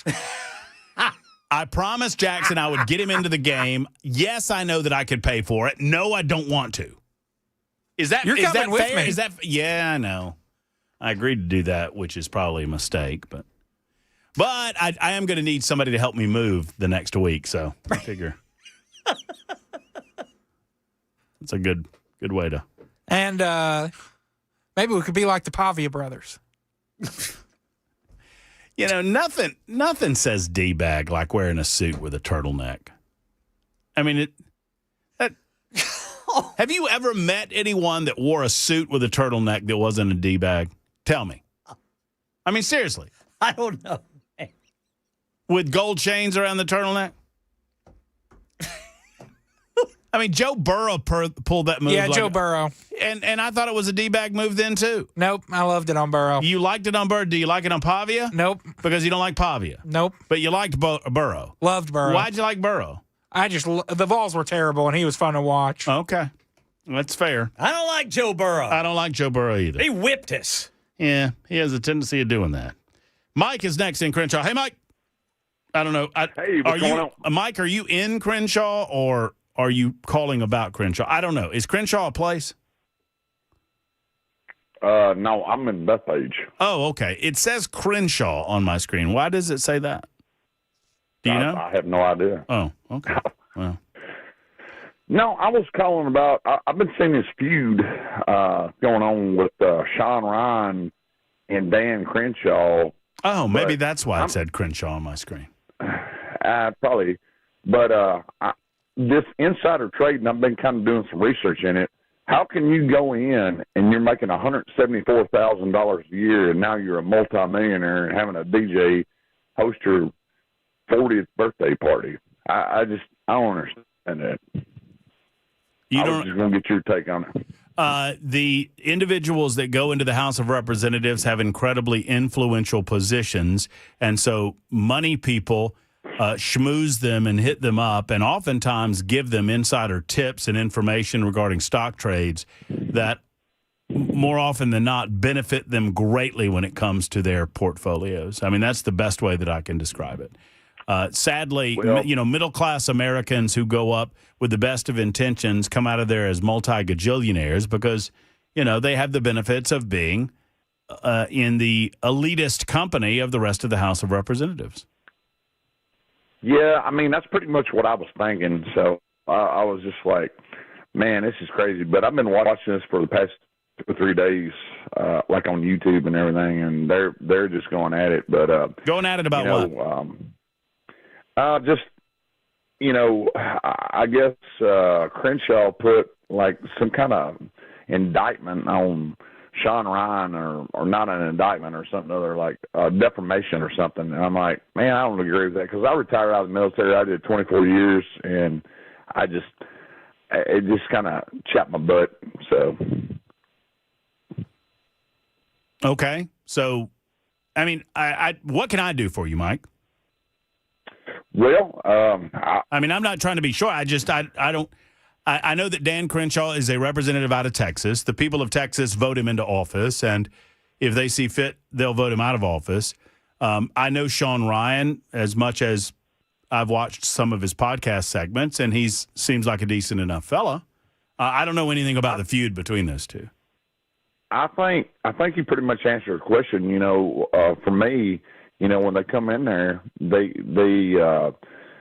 I don't know if it's lobbyists or whatever. They just, you know, they get this money. You know, just get this money coming in, and they lose their minds. So.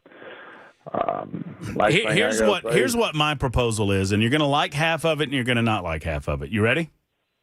Yeah, go for it. My proposal is that we raise congressional salary to $250,000 per year from the $174,000 it currently is. That's the part you're not going to like. Raise congressional salary to $250,000, $250,000 a year, and simultaneous to that pay raise, prevent any and all transactions within the stock market during the time that people are members of the House of Representatives or in any federal elected office. I agree with you 100% on both of them. Yeah, just give them a pay raise and say this is consistent with the idea that you're not going to be able to make money otherwise, and then prevent them from having any sort of stock trading opportunity whatsoever. And I don't want to hear about blind trust. I don't want to hear about the rest of it. I would eliminate all of it. And if you're going to act as a public servant, act as a public servant. We'll try to pay you consistent with your service. And then you can trade stocks when you leave office. Yeah. I agree with you 100%. Well, there you go. You guys have a Merry Christmas, and keep Ken straight, pull his beard. And, hey, Sean Ryan, if you're listening, you live right down the road. Merry Christmas, brother. Rock Hey, Sean, out. Merry Christmas to you. Thank you, Mike. Merry Christmas to you as well. Ken, you got a big Merry Christmas back there. Thank you, brother. Is Sean local? I did not Yes. know. Oh, is he? Okay. Yeah. Well, there's a lot of local people around. A lot of local podcasts. There's a whole around. bunch of them. There's a bait of them. And all of them should be coming on this radio show. Yes, sir. I mean, do I have to beg, borrow, and steal to get them on here? Come on, y'all. Get on this radio show. No, that's what you have to do for Music City Bowl tickets. We'll do our best. I don't know anything about the feud. I know that Dan Crenshaw is a little bit of a war hawk. I know that I don't study Dan Crenshaw as perhaps carefully as I should. I just don't have time for it. So I don't get into any of this internet garbage with podcasters and quote unquote influencers. I mean, if y'all, no offense to Mike's call, I understand the nature of his call, and he's confused about how a politician can walk into office in a middle-class fashion and walk out of office as a multimillionaire. All I can tell you is what I just told Mike. Regardless of whether they're doing anything illegal, they are in positions of affluence, and people who want votes to go in their favor on measures that might favor this industry or that industry, they are going to be nice to these individuals and offer them the types of stock trading tips that you and I simply do not get. I've seen it way too many times that, middle-class people walk into office and suddenly they become stock market geniuses. Well, how does that happen? It happens regularly enough that one wonders if there's something in the water in Washington, D.C. that is assisting them in this regard. Because perished the thought that they're doing anything unethical. What do y'all think of my idea, though? The first part you're not going to like. The second part I think you're going to like very much. Pass a law that prevents any elected servant within Washington, D.C. circles. I'm talking about any and all elected people in the House of Representatives and the United States Senate. You're no longer allowed to trade stocks. And if you want to trade stocks, you don't get to be in elected office. Now, that's what Tim Burchett's pushing. I mean, I agree with it 100%. I mean, Burchett's right. Now, I do think that you should probably boost their pay a little bit. $174,000 is a tremendous amount of money. I agree with you. But when you are attempting to attract the best and the brightest, and the best and the brightest can go make more money for themselves and their families, whether it's through stocks or through general hard work, I mean, raise their pay to $250,000, cap it at $250,000, and say that you're not allowed to engage in any other financial transactions during the time that you are serving as a House of Representatives member or a United States Senator or, in the executive branch of government in a White House administration capacity. That prevents any possibility of a conflict of interest, or at least it limits any possibility of a conflict of interest. Your thoughts? 615-737-9986. It is 4:50 on Super Talk 99.7 WTN.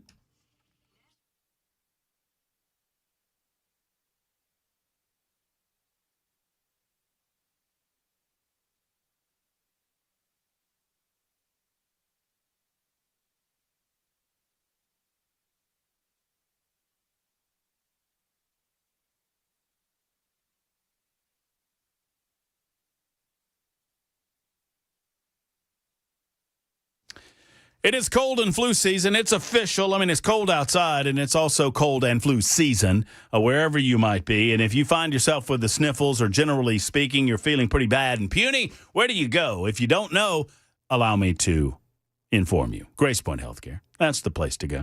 Grace Point Healthcare is a direct pay primary care provider, meaning that all treatment decisions are made between you and the medical staff of Grace Point.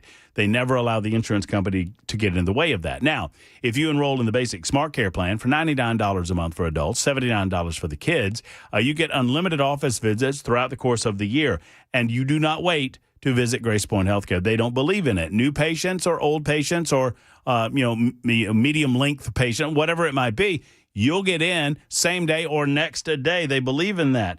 They'll even do house calls if you're just too sick or feeling too bad to leave the home. They treat the whole body with a comprehensive medical approach, getting to the root of the problem and not just treating the symptoms of your issue. Call them today at 599-6868, 599-6868.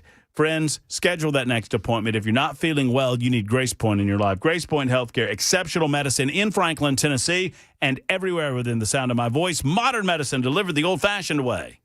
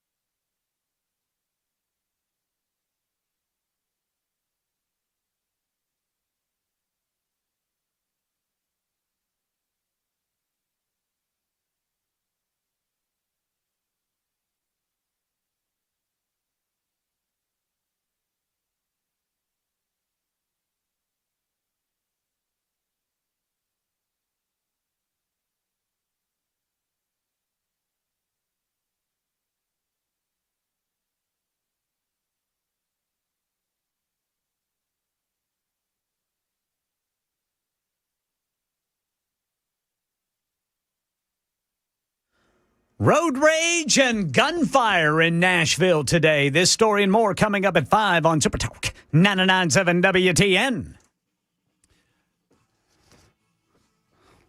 Great song. Great song. Everybody dance. No to spouses. Spouses can't trade either. That's a good song there, Jackson. You actually did good work there. Congratulations. The late, great Tom Petty. Super Talk 99.7 WTN. Matt Murphy, Ken Weaver, Jackson Williams, and you. 56 after the hour. Back to your calls momentarily. No, many of you are saying, what about spouses? No, spouses aren't included. Spouses have to be included because obviously that's related. Now, extended family members, you're not going to be able to get that done.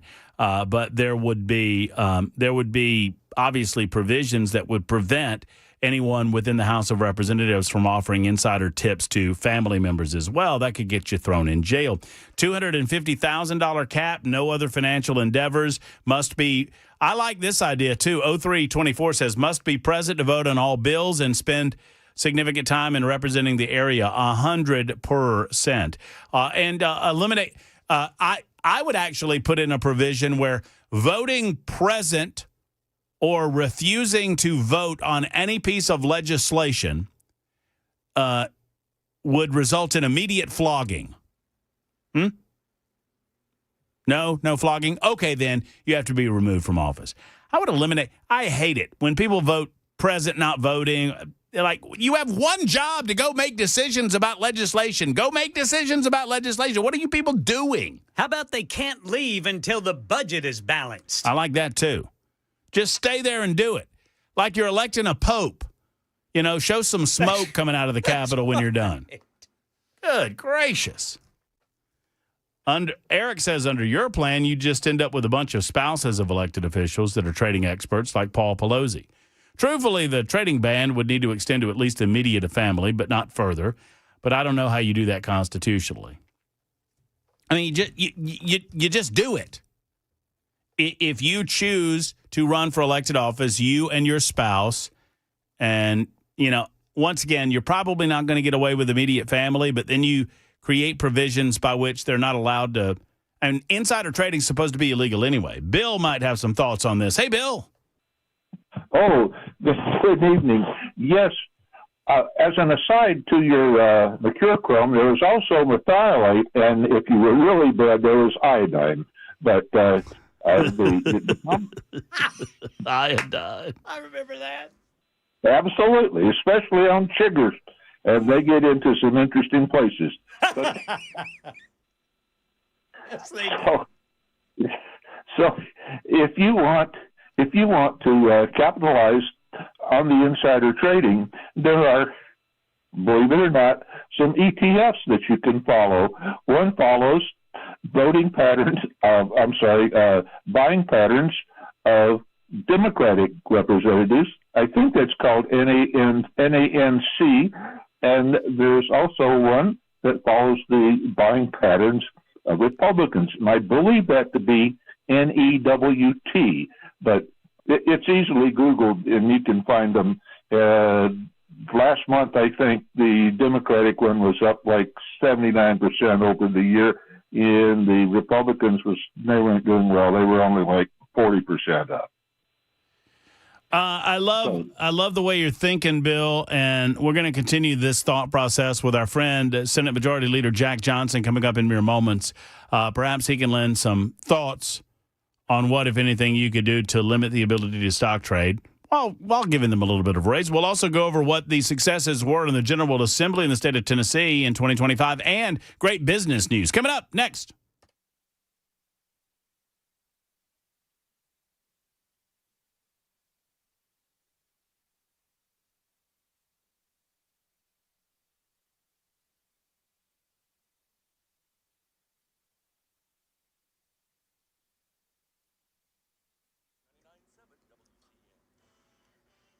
Five o'clock on the dot. I'm Ken Weaver with your top stories. Got the full forecast and traffic coming up in 5 minutes.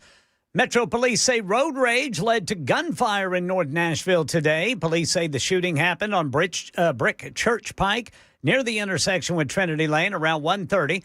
The victim's recovering from a non-life-threatening wound. 2 suspects on the run. Authorities asking anyone with information to call Crime Stoppers. President Trump says he'll be giving an address to the nation tomorrow night live from the White House, 8 o'clock, Middle Tennessee time. He doesn't say why on Truth Social, but he says it's been a great year for our country and the best is yet to come. Tennessee Comptroller's audit of the Department of Children's Services claims to have found serious oversight failures and delays. Investigations into child abuse and neglect often missed deadlines, and fatality reports were slowed by poor supervision. Auditors also flagging unsafe conditions for hard-to-place youth and overdue medical screenings. The report warns these issues put vulnerable children at risk and require urgent fixes. Money news, a South Korean metal manufacturer is making history in Tennessee. Korea Zinc will invest more than $6.6 billion to build new facilities and reopen a mine. The project will create hundreds of high-paying jobs in Clarksville, Gordonsville, and Memphis. State leaders say it's the largest private investment in Tennessee history. And 2 reports released this morning offer a look at the nation's employment picture and its retail landscape. Here's ABC's Jim Ryan. Because the government shutdown earlier this year halted work at the Bureau of Labor Statistics, the latest jobs report actually combines 2 consecutive months of data. It shows that 64,000 jobs were added to the economy last month, slightly above expectations, with the unemployment rate ticking up slightly to 4.6%. Meanwhile, the advance estimate of retail sales showed little change from September to October. The Boring Company's Nashville Loop project says it has earned environmental approval. Independent analysis confirms impacts on geology, wildlife, and air quality will be minor, according to the company. The tunnel system promises faster trips between downtown and the airport while reducing surface traffic. Construction could start once final permits are secured. And Blue Cross Blue Shield of Tennessee is warning members about a security breach involving personal data. The incident affecting files at Conduent, a company that processes mail and documents, exposing names and social security numbers. Impacted members can get free credit monitoring and identity protection for 2 years. Officials say go to bluecrosstn.com or call the hotline listed in the letter you got to enroll. And it's common for women of menopausal age to suffer from stress caused by a low sex drive. And now ABC's Sherry Preston says there's a pill to help with that. ABC News Chief Medical Correspondent Dr. Tara Narula says sometimes it's difficult for women of a certain age to discuss low libido, even if they're trying to change that. We want women in that phase of life to feel comfortable talking about the many symptoms they may develop, and also specifically sexual health. The FDA has now expanded its recommendation on who can take Sprout Pharmaceuticals drug Adgi, which decreases the stress caused by a low sex drive. It used to be just for premenopausal women. Now it has the okay for all women under the age of 65. Sherry Preston, ABC News. That's the latest news, traffic, and weather next. I'm Ken Weaver, WTN News.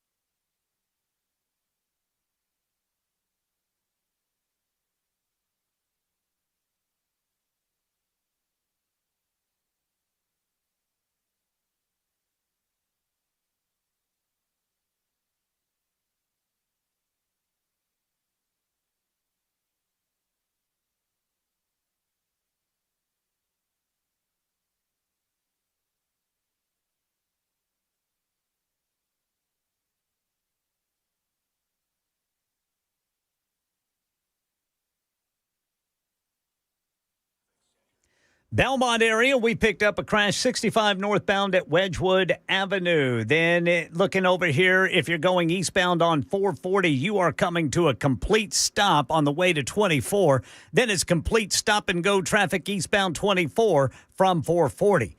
Westbound 440 to 40, that's complete stop and go, and then that continues westbound 40 over to Briley Parkway, and then northbound North Loop is stop and go all the way to the North Interchange. I'm Ken Weaver.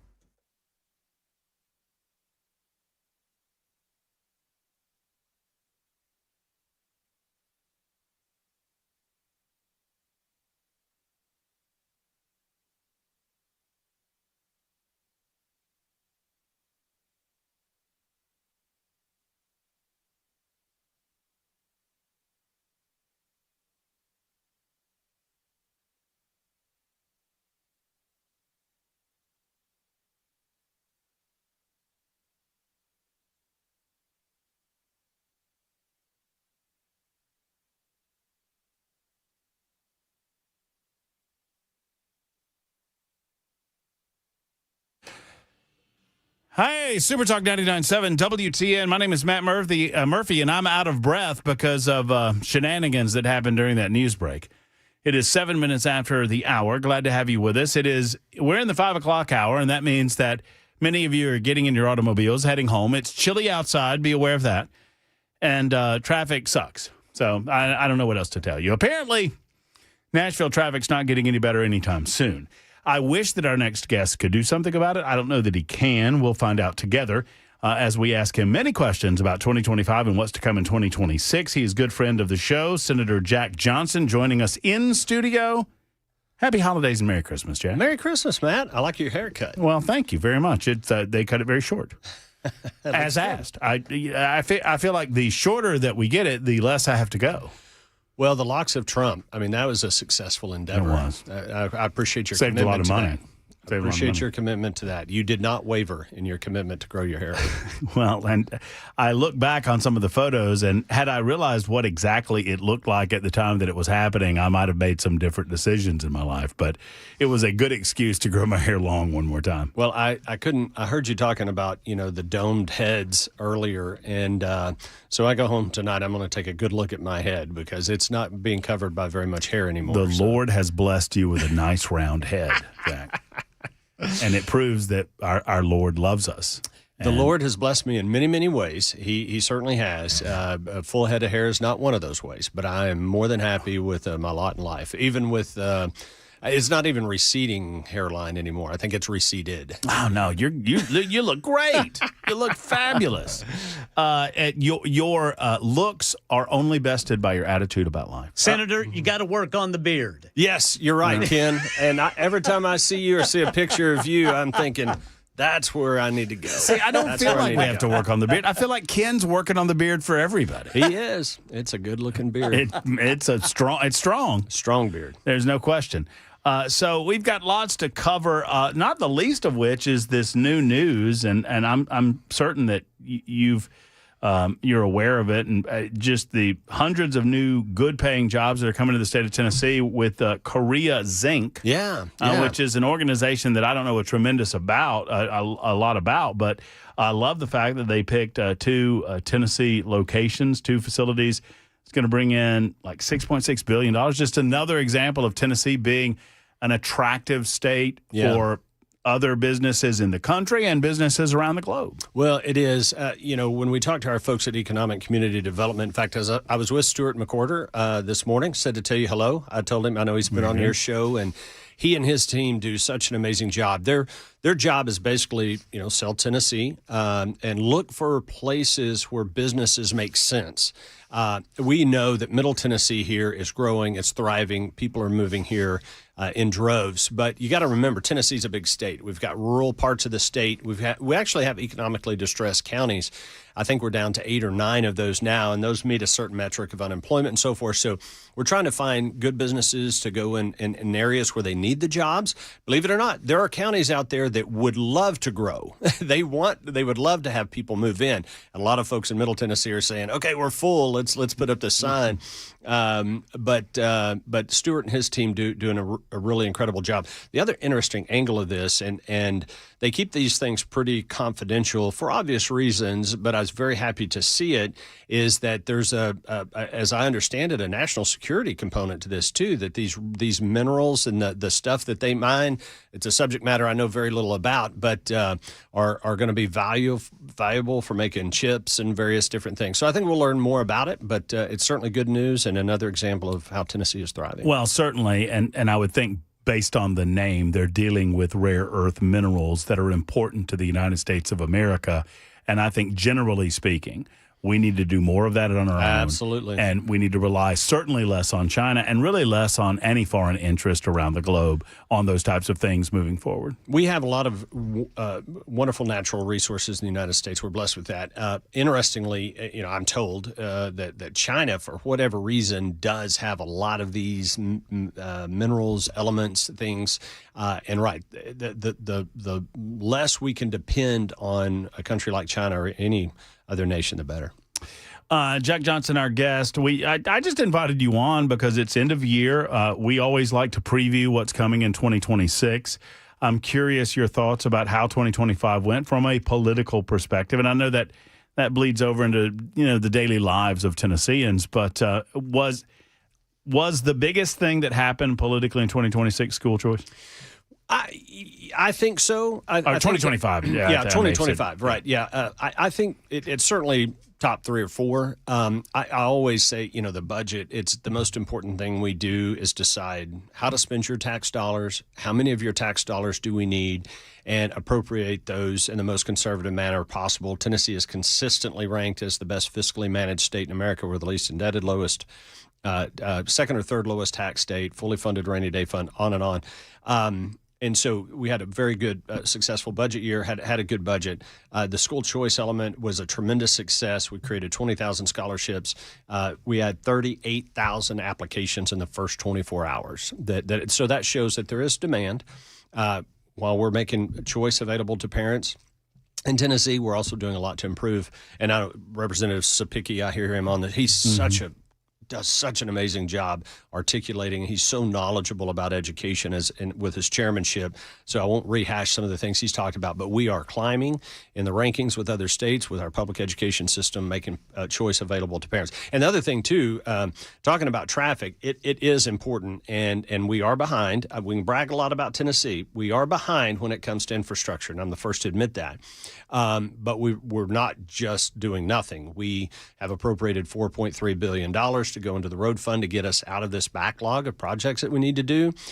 We diverted $80 million a year in taxes that from tire sales into the road fund. That's $800 million over 10 years. So we are attacking that aggressively. Obviously, we got the Tesla loop that's successful and underway. You rode in the Vegas loop. I did. Well, How was it? I was live on your show. You were live on the show while I was in the tunnel, and sent us video of it. What you expected? It was. It's pretty simple. You get in a Tesla, and these get in a Tesla, get in a tunnel, and go to where you're going, and you get there, and you're zipping along at 40 miles an hour, and avoiding all the traffic and all that kind of stuff. So I'm very excited that's coming to Tennessee, and this loop from the airport to downtown Nashville. That's a great place for it to start, but I think there are already conversations about where it might possibly expand. And so, and that one loop from the airport to Nashville, could take tens of thousands of cars off the road every single day, and that'd be a big help. Well, and they just passed, and we're talking about this a little bit later on, they just passed a pretty significant environmental hurdle. I mean, obviously there were some boxes that the state and the governor and every other agency involved expected that the Boring Company would have to check to make sure that everything was environmentally sound. And one of those boxes, it was announced, was checked today in terms of an environmental study that they passed. Right. So it's not going to cause – I mean, look, some of my listening audience, they want to believe that this is going to create some sort of environmental calamity. Right. I know that there are concerns. I mean, so some of that's a little out there. And some of it's very legitimate. Absolutely. Look, you're going to dig a tunnel underground. I mean, there are geological concerns, environmental. A lot of folks asking about, unsettling the surface and all these different things. Look, two things I know. The state of Tennessee has some really, really smart people who understand the science of all of that. And these are the same people that approve all kinds of environmental permit requests. And they take that job very seriously, and we want them to. And the other thing I know is Elon Musk has a lot of really, really smart people and engineers who study this stuff and know what they're doing and doing it. So I have a great deal of confidence that our Tennessee Department of Environment and Conservation and Elon Musk team can put their heads together and figure this out and get it done in a safe manner. I know that saying this in front of the Senate Majority Leader and an elected official in the state of Tennessee is probably not the best thing to say, but I'm going to say it anyway. That when in my 25 years of dealing with elected officials, the first thing that I believe that they start considering once they get elected is how they get reelected. And I promise you, anybody that has signed off on this deal, they have gone to the people that matter, the people that are engineers, and they have said, you need to tell me if there's any danger here. Absolutely. Because I promise you, if there's any sort of bad that happens out of this, there's going to be a lot of residual fallout going on. Absolutely. And it's the last thing, I mean, from an environmental standpoint and from a people standpoint, obviously, first and foremost, but then from an elected capacity standpoint, the last thing you want is for this thing to go wrong. Well, you asked me a really, just to refresh your memory, maybe some folks were listening, when I called your show while I was in the Tesla in the tunnel, because I remember when I went out to buy my ticket, my wife and I, we were staying in a hotel right outside of the Tesla station, and we bought our ticket. And I asked the guy, I said, now, I know this is going to sound crazy, but I'm going to be doing a live radio interview from the cart. Want to make sure, will I have cell service when I'm down in the tunnel? Right. It's Elon, probably a silly question. You're going to have Wi-Fi or cell service or whatever. He said, yeah, that'll be fine. And then when we were in the cart, you had me put my phone on speaker, and you talked to the driver. I remember that, yes. Who was driving the car. What's going on with you, buddy? Yeah. How much control are you in right now? And he talked about some of the safety training, and I was peppering him with questions, and I explained, why, because coming from Nashville, we were going to be doing this. But, the training they have to go through, and, there's lights, and, and I said, what if your car breaks down? He said, yeah, if that happens, then, the system knows it. Everything shuts down. They send someone in immediately to get this car out. Yeah, the entire system is integrated. Absolutely. And there's so every car knows where every other car is. There's people watching, and yeah. And look, think about how many places. I mean, obviously New York comes to mind, but there are others, Washington D.C., that have subways. I mean, these people went in and dug tunnels underground and under buildings and everything else, and put subways in there. And they've been there for a long time, and they did their studies and all. So I'm quite confident a Tesla tunnel is going to be good. On the subject of traffic, and I didn't know that we would talk about this much, but that's one of the reasons I like having you on. Choice lanes. Where that's been approved, right? I'm glad you brought it up. Yeah, we should be very close. TDOT, I'm hopeful that we're going to get a briefing. I think it's pretty much common knowledge that they're in Middle Tennessee. There are two thoroughfares that likely rise to the level of warranting one of these projects. Obviously, I-24 to Murfreesboro for Mr. Weaver. I believe he drives that from time to time. He brought up 24. Did you get a cold chill go down your spine, Ken? Yes, sir. And so there's a choice lane going to Murfreesboro? Yeah. Yeah, yeah. Well, again, it's not official and announced, but it is in Middle Tennessee, probably the corridor that is the most likely to. Can we rise name to it metro. the Weaver Choice Lanes? I love that idea. I do too. love that. I do too. Yeah, if we can somehow throw a reference to the beard into the name as well would be good. The other one is I-65 South, and there may be others, and there's of course one in Knoxville as well. But obviously, there's a lot of data, a lot of studying that has to go into that. But I'm very excited about getting that done, because for those interstate thoroughfares, it's going to take a lot of cars. It's going to create a lot of new capacity. I have long said that we should do some of this in every area of government. Now, I preface this by saying that I have had very, very positive interactions with the DMV in Tennessee. I mean, surprisingly positive interactions with the DMV in Tennessee, like a lack of lines. good, face-to-face conversation. And that is to the credit for the DMV going there, it's always going to suck to a certain degree, it's but not your best but it's day, been positive. But I've long said that you should subdivide the line, and they won't do this because they think it's elitist. But if there's a line in any given service that the government's providing, just give me a $100 line. Meaning that I'll pay an additional $100 to go into this line and not have to wait. And that's just extra money for the government. And it's worth it to me. And maybe it's not $100, maybe it's $50. You know what? And this is what Choice Lane feels like to me. I mean, honestly, and I know it's private, a private entity that's doing it, but it gives us the opportunity to subdivide people. And if you want to pay that extra stipend in that lane, you're able to do so. And if you don't, then the people that are doing it, they are alleviating the traffic congestion in the other place. This is what I say to some people, and there are many, but for those who oppose this idea, well, you don't have to use it. Every lane of traffic, every lane that exists today will continue to exist. Yeah, you're not taking up a lane for this. No, Choice Lane will be new capacity. So if 25% of the people are willing to use that Choice Lane, that's 25% fewer vehicles in the existing lanes. Everybody benefits. So everybody benefits. And, who uses them are delivery drivers. Think about all the Amazon people that are trying to get as many, and HVAC repair guys trying to get to the next appointment. And getting those people out of the existing lanes benefits everyone. Matt Murphy coming from south of Columbia all the way to Nashville, Tennessee. By the way, congratulations. Well, thank you. Am I in your? I don't think I'm in your district. You got Joey Hensley, fabulous state Joey's senator. A good guy. Dr. Hensley is a great member of our team, and I'm sure he's going to be happy to have you as a constituent. Are you Spring Hill? No, it used to be. So my district is all of Williamson County except for the Spring Hill portion that comes into Williamson County. So Joey comes up into Williamson County to get the Spring Hill. Do you have a thought on the Columbia Power and Water proposal? Oh, man, I've been monitoring that. I've tried to stay out of it because it doesn't really impact any of my district. But I will say this, what the governor did and is he proposed, and we agreed to put $100 million aside to try to help with that. There is a problem there. You can't argue that. They're running out of water. And how best to solve it? How best solve it? And I've got some really good friends that are adamant about building the dam, and that sounds good to me. I'm okay. Others think that the more viable option is to run the pipeline.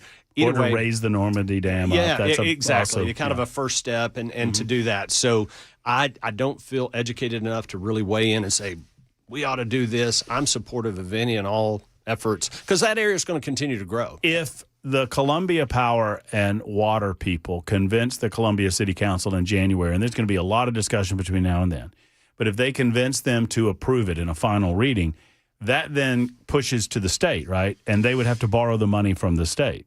Well, there's something called the revolving fund, and I think that's what you can use there. Yes, those people can borrow money through some mechanism that we have at the state, and they got to meet requirements. They got to show that they're going to be able to repay that. I mean, over what period of time? Is that a thumbs up, thumbs down situation, or is it an automatic kind of thing based on the fund that the state has set up? I might be asking a question you don't know the Yeah, answer it's a little to. technical, and I don't want to hypothesize on that. I know that the state does have means through which to help these public utilities when they're trying to expand and that kind of thing. And the comptroller signs off on all these, so it's a pretty rigorous process.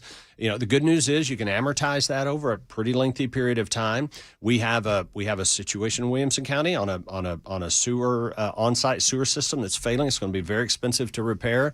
And there are not that many ratepayers, and so these situations take a lot of money. But it's best decided by the local community, and I know there's a lot of debate and discussion going on. 24 after the hour, we'll take a quick time out. We'll be back in a moment with Senator Jack Johnson right after this. It's Super Talk 99.7 WTN.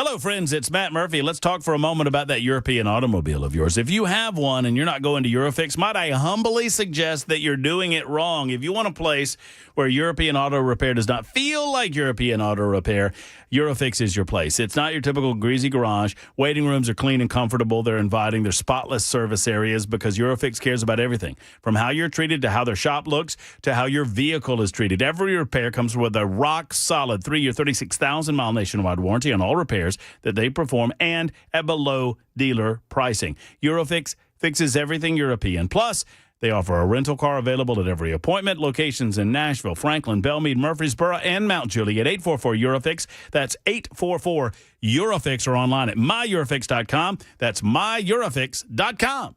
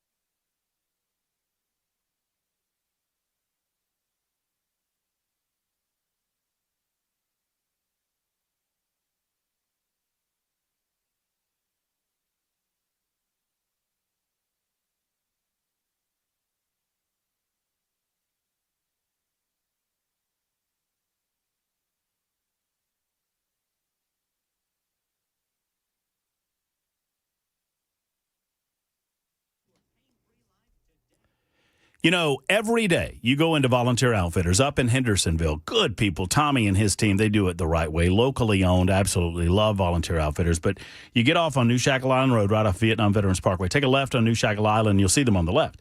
Every day, shoes, all footwear, 15% off. But now, this holiday season, if you buy one pair, you get the next pair at 50% off. And that is a special that they're running for the Christmas season, and you need to get up there and take advantage of it. I mean, I'm not talking just about the hunter or the fisherman in your life, but they've got a lot of great hunting and fishing shoe wear, and they got gear galore. I mean, they've got game gear for the football or basketball fan. I mean, all the types of teams that you know and love, they've got them. I mean, they call themselves Volunteer Outfitters for a reason, but they got other teams as well. Plus, any and all hunting apparel that you can imagine. They've got it, Orca coolers and Drake and Extra Tough. I mean, they're there at Volunteer Outfitters for you during the holidays. So stuff the stockings and put something under the tree for the loved one in your life. Go see Tommy and his team. Don't forget about T-Shirt Tuesday. It's Tuesday. Good gracious. You know what? It's almost closing time. Here's what I'll do. Y'all go in tomorrow and tell them that Matt said T-Shirt Tuesday is good for this Wednesday, and they'll honor it. They'll just put it on my list, and I'll pay it off at the end of the year, okay? So T-Shirt Tuesday and Wednesday tomorrow at Volunteer Outfitters, located in Hendersonville.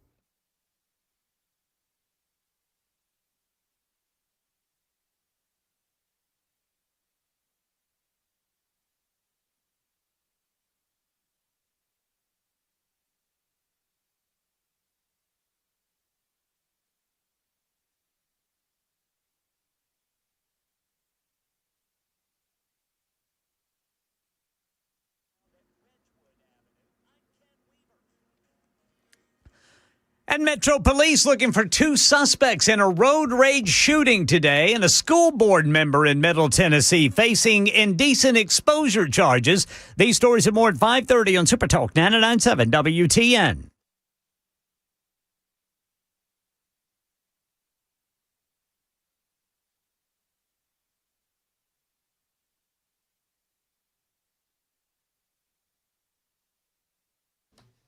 Super Talk 99.7 WTN. I mean, is that music low? I mean, should you turn that up? I mean, what's going on over there, Jason? Yeah, that's nice. I like that. That's from Tim Allen, Santa Claus. Is that, who is that? Oh, well, let me try to guess who that is singing. Who? I I think it's the Four Tops. I believe it's the Four Tops that's seeing that. I'm going to trust you, Weaver. I'll look it up. Well, I believe you. I believe you. I'm not asking for validation or verification. I get in trouble when I do that at the house. I'm like, really? Is that the case? Why don't you Google it? Oh, I get in trouble. Senator Jack Johnson is with us, just talking about a lot of different things regarding traffic and government over the past year and what we can expect out of 2026. Several people have asked me to ask you this, and so I will. 840. Was the original idea to complete that loop? Yes. Will that ever happen? No. Well, unlikely to. So on the northeast section, and I'm not saying this is as good as if they had completed the loop, but they decided to improve 109 going up into Gallatin and then connecting with Vietnam Veterans Parkway and then taking that around you to 65 north. If you and will. then on the other side, I mean, like 155, Briley also kind of helps. Kind of there, so you can kind of make that loop as well. But of course, that was way before my time. But there's been no discussion about completing that loop, and that was a project that was done with no federal money. It was done with all state dollars, and it was obviously a very expensive project, but it's helped. Well, and 840 on the southern side, I mean, at very least, it takes 18-wheelers. I mean, some of those through trucks off of 40 and gets them on 840 and gets them, out of the city. Right. Which is the idea. And, I live in Franklin, and I always check the map because depending on traffic and where it is, I can go a little bit south, hop on 840 if I'm heading to Knoxville or somewhere to East Tennessee. And so it does help some. Jack, can you stick around with us for another segment? Be glad to. Lots to discuss regarding 2026 and what we can expect out of the General Assembly. It's an election year in 2026. You got no opposition right now. I don't. Right? No. Man, means you might be doing something right. Well, look, as my team tells me, we don't worry about what other people do. We just focus on our plan, and regardless, we can't control what other people do. We just work hard and try to get out and reach voters and talk to them about everything that's going on. We'll continue that discussion in just a moment. It is 5:32. Sorry for being late, Ken. Super Talk 99.7 WTN.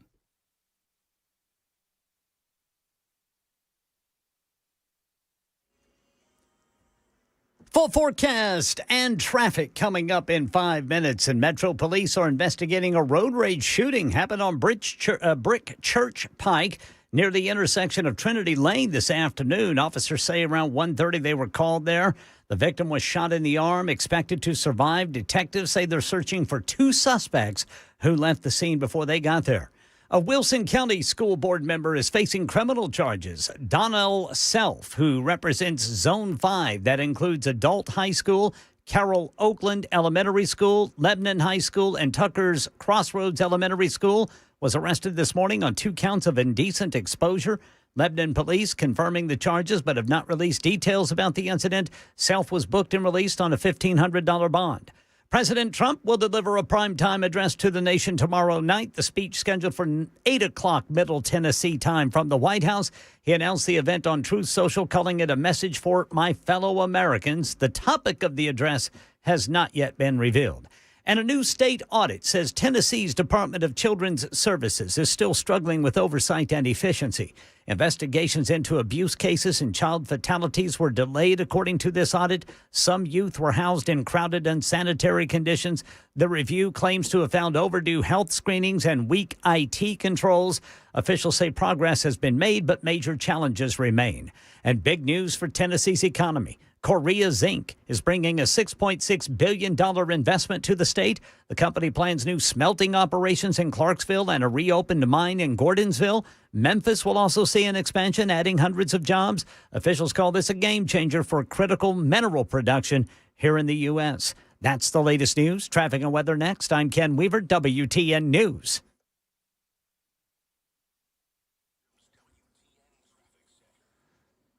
Okay, West Nashville got a crash on the right shoulder, 40 westbound. This is between 440 and 46th Avenue, 51st Avenue. That's a 21-minute delay. Sylvan Park, a crash, 40 westbound at White Bridge Pike, Briley Parkway West. And then in the Belmont area, police reporting a wreck, 65 northbound at Wedgwood Avenue. I'm Ken Weaver.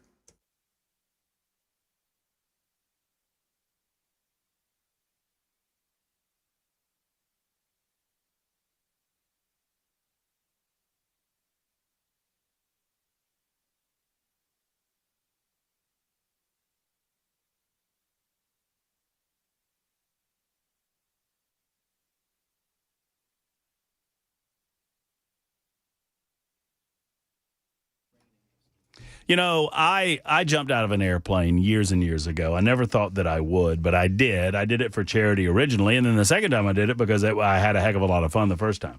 And I never really thought that I would be a small aircraft guy, but then I went up in an aircraft with Tennessee Flight Training. And it was last year when I was promoting the idea of giving a gift of an incredible flight adventure with Tennessee Flight Training. I said, I got to do this myself if I'm going to talk about it. And I did. And man, oh man, I got the bug now.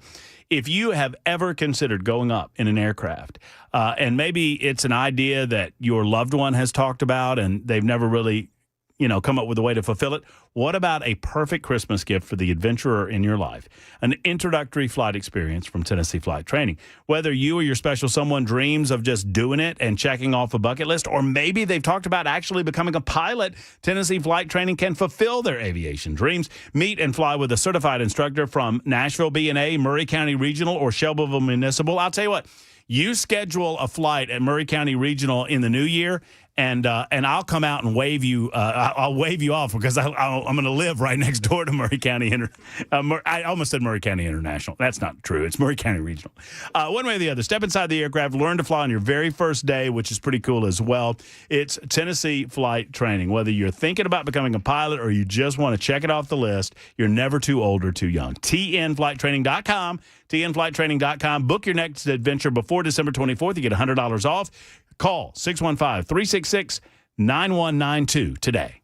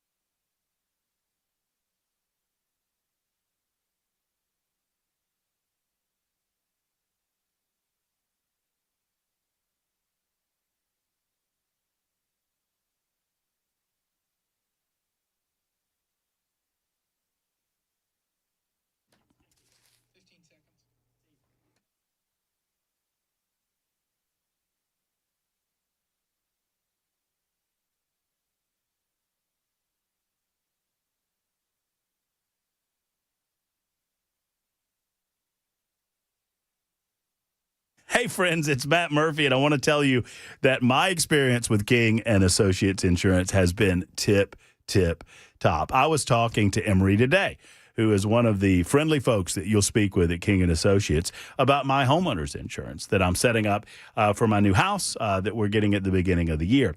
Whether it's your home or your automobile, they're two of your biggest investments in your life. You need to make sure that you protect both with coverage that fits your life and fits your budget, and I did just that. And I got my return.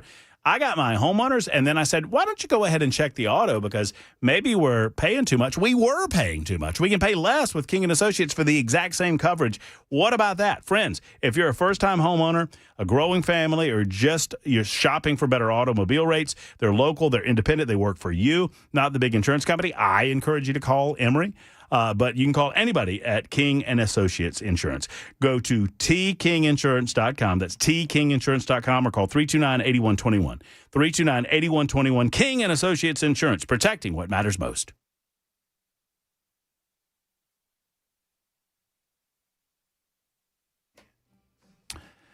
Super Talk 99.7 WTN.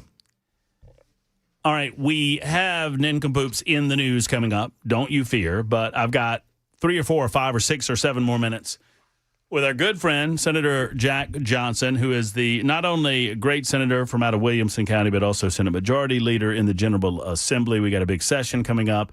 I guess the session, doesn't it come a little bit earlier during election years? No, it's always. Or is it the same time? It's always the second Tuesday. Okay. So pursuant to the Constitution, second Tuesday in January, I believe it falls on January 13th at high noon. So, and it's that time every year. And then we don't have a set in time. We just go until we're done. But it's usually around the end of April. By the way, Jackson, I have a report back from inside the studio. Are you listening, Jackson? We have a very important report back in from inside of the studio. A question during the break has been asked and answered regarding Music City Bowl tickets. Apparently, our good friend and Williamson County Senator Jack Johnson was listening during our exchange earlier in the show. You remember that exchange, Jackson? Yes. And he has classified what we were discussing as, I want to get the quote correct here, mildly unethical. or potentially mildly unethical. Marginally. Did you say marginally? My sincere apologies. Potentially marginally unethical. So he's just stepping out of the entire thing. Yeah, I don't know what to tell you. This is a real pickle you've gotten yourself into. The trouble is we associate with honest politicians, which is the problem that we experience from time to time on the show when we're asking for things like this. No. If I go down for corruption, it's going to be over a lot more than Music City Bowl tickets. That's good. And I'm not going down like national championship tickets or something. It's going to be something, and you're not planning on doing that. Yeah, best of luck. What can we expect out of the new session? I mean, obviously there's some anticipation that we're going to see an expansion on educational scholarship opportunities. Yeah, so the legislation we passed has an automatic expansion built into it, subject to appropriation, and I really emphasize that because when we were contemplating this legislation, people talked about, I think, Arizona, maybe Florida, but a couple of other states that had passed a program, and it was so popular and it was so utilized that it created a budget problem. Yeah, Arizona was a big time one. Yeah, we did not do that. Ours is limited. We fund only what we agree to pay for, and any future expansion has to be funded, and the money has to be appropriated by the General Assembly, so subject to appropriation.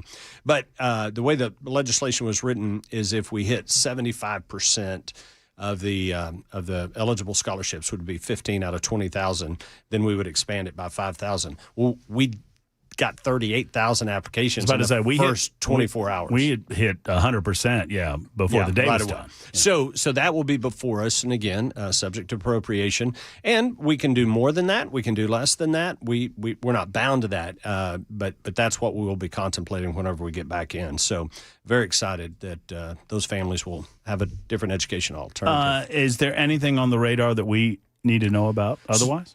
So the governor has made it really clear, and I really appreciate this, that it's his last year in office, and this coming session will be his last legislative session, and Governor Lee is really focused on trying to tie up as many loose ends, some maybe I say little, some maybe more than little, but problems to set the next governor up for success.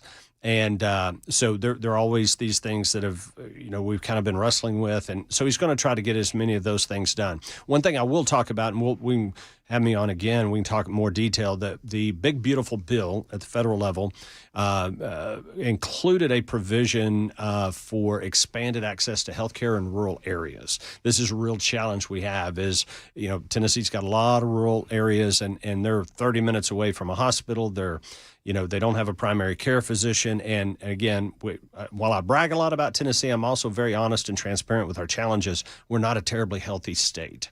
And so part of that is access to health care. So we have made application for a grant for some federal money, some things that are tied to that we'll be talking about.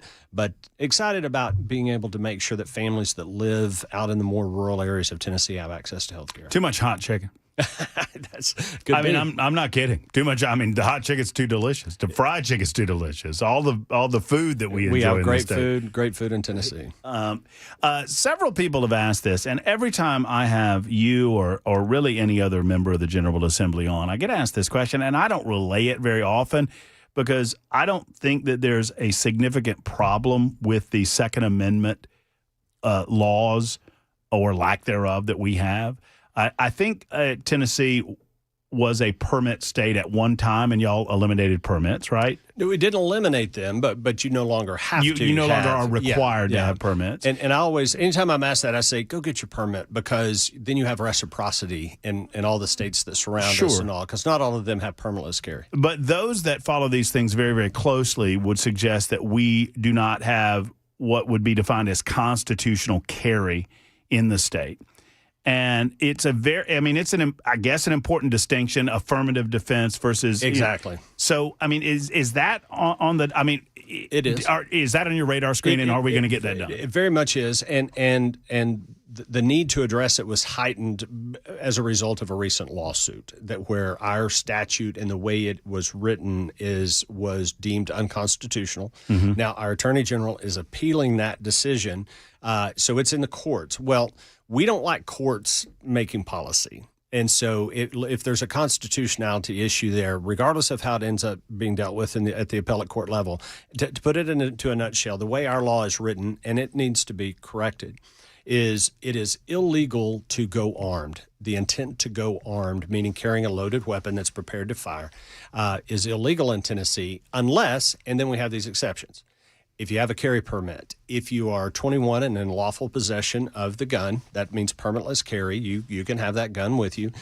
So we've created exceptions to it being illegal. And we need to flip that and say it's legal. It's legal to go armed, unless, and then you have your exceptions if you're a felon or in a courthouse or some schools. You just or, need to flip whatever. it. We need to flip it, and the courts have thrown gasoline on that fire, if you will. And so yes, I think we're gonna, and we have the lawsuit that's running along one side of it, but I very much support fixing that. And then when you talk about constitutional carry, there are other elements to ours that relative to gun-free zones and some other things that we probably need to take a look at as well. So I suspect that will be well, I know that legislation is going to be filed, and we'll have that conversation about it. Jack, we love having you on. I could talk to you all day, and sometimes we do talk to you all day, but I appreciate you so much spending a little bit of time with us before the holidays. Have a wonderful Christmas, you and the family. Merry Christmas to you. And Jackson and Ken, Merry Christmas to the whole team. Same to you, Senator. Yes, sir. I think Jackson says you're dead to him. I don't know why you would say that. I don't know why you would do that, Jackson. I would never say that. Well, I don't know. I saw it in your eyes there, I feel like. But one way or the other, Jack, thank you from at least two of us. Merry Christmas and happy holidays. I appreciate you joining us. Thanks, Jackson. There's Jack Johnson, 47 after the hour. Coming up, Nincompoops in the news.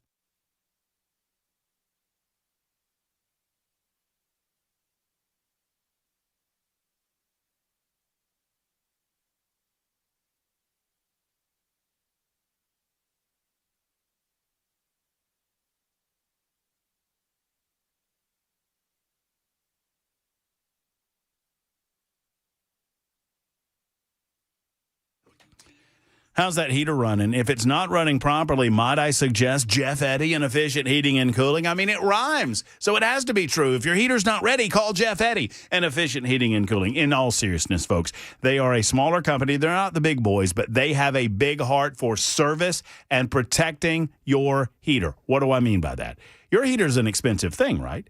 I mean, it's thousands of dollars to replace. And occasionally, you're going to have to do it at some point in your lifetime. It will go out, and you have to replace them. When that time comes, they're an Elite Pro partner with Rheem, and they can help you out. But Jeff Eddy's mission is to make sure you get maximum life out of that unit. That's why he's so insistent on the maintenance issue and getting maintenance done annually, because that extends the life of the unit. Plus, he can repair what others won't at Jeff Eddy's Efficient Heating and Cooling. So give him a call today if you have problems, 615-784-4424, 784-4424, or efficienthvac.net.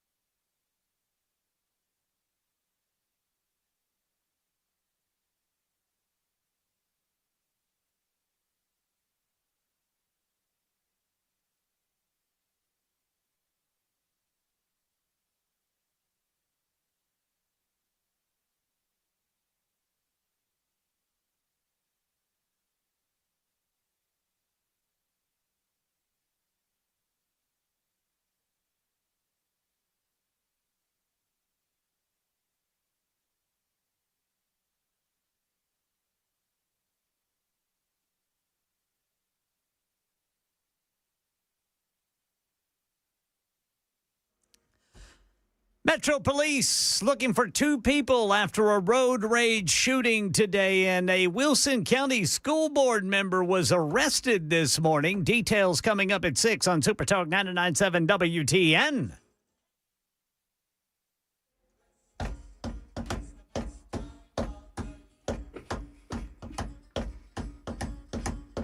Sing it, Burl.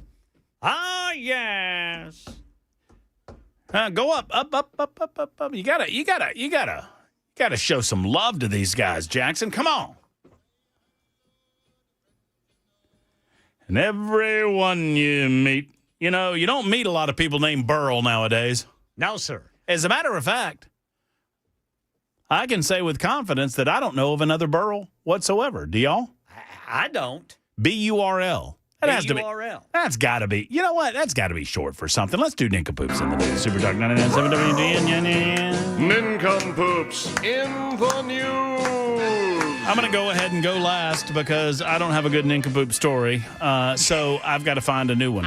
Weaver won yesterday. Weaver, you're up. Weaver, you did. You won big yesterday. And Ken, I would note that the Nincompoops in the News trophy brought to you by the Wellness Institute of Nashville. And Dr. Mitchell, yes, sir. It is on the line this week, and you are already well ahead of the other 2 competitors. Your Nincompoop, sir. 86-year-old fined $335 for littering after spitting out a leaf that blew into his mouth. What? The writer on the New York Post, Richard Polina, wrote this. This certainly leafed him with a bad taste in his mouth. An 86-year-old Englishman hit with that preposterous fine for littering after 2 enforcement officers saw him spit out a leaf that had blown into his mouth. Roy Marsh had stopped for a rest while walking through a parking lot in the tourist town of Skegness on England's east coast when the wind blew a big reed as he put it into his mouth.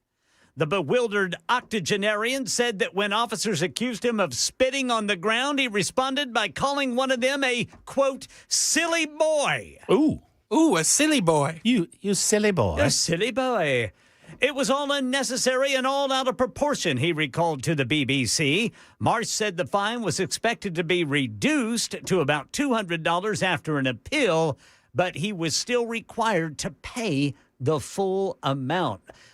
The nincompoops here is the constable who arrested this man. Yeah, I mean, come on. You know what? My grandpa used to say this when I was a kid, and I am reminded of it regularly on this radio show.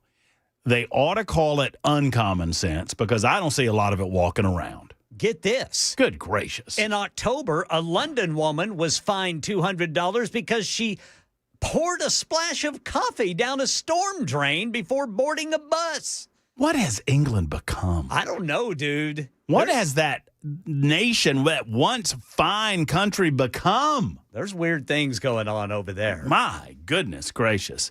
I'll go next. No. Yes. You said you're going last. I'm going right now. Nope. Where's yours from? Denver.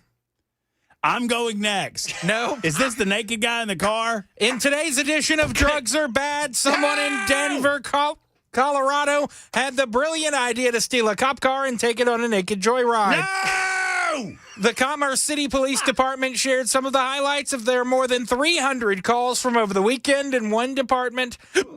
Ooh, hiccup there. Jackson's a thief! And one that the department described as truly bizarre. Overnight Friday into Saturday, a man allegedly crawled under a gate into the department's secured parking lot and managed to get inside and steal its patrol vehicle. Stop, thief!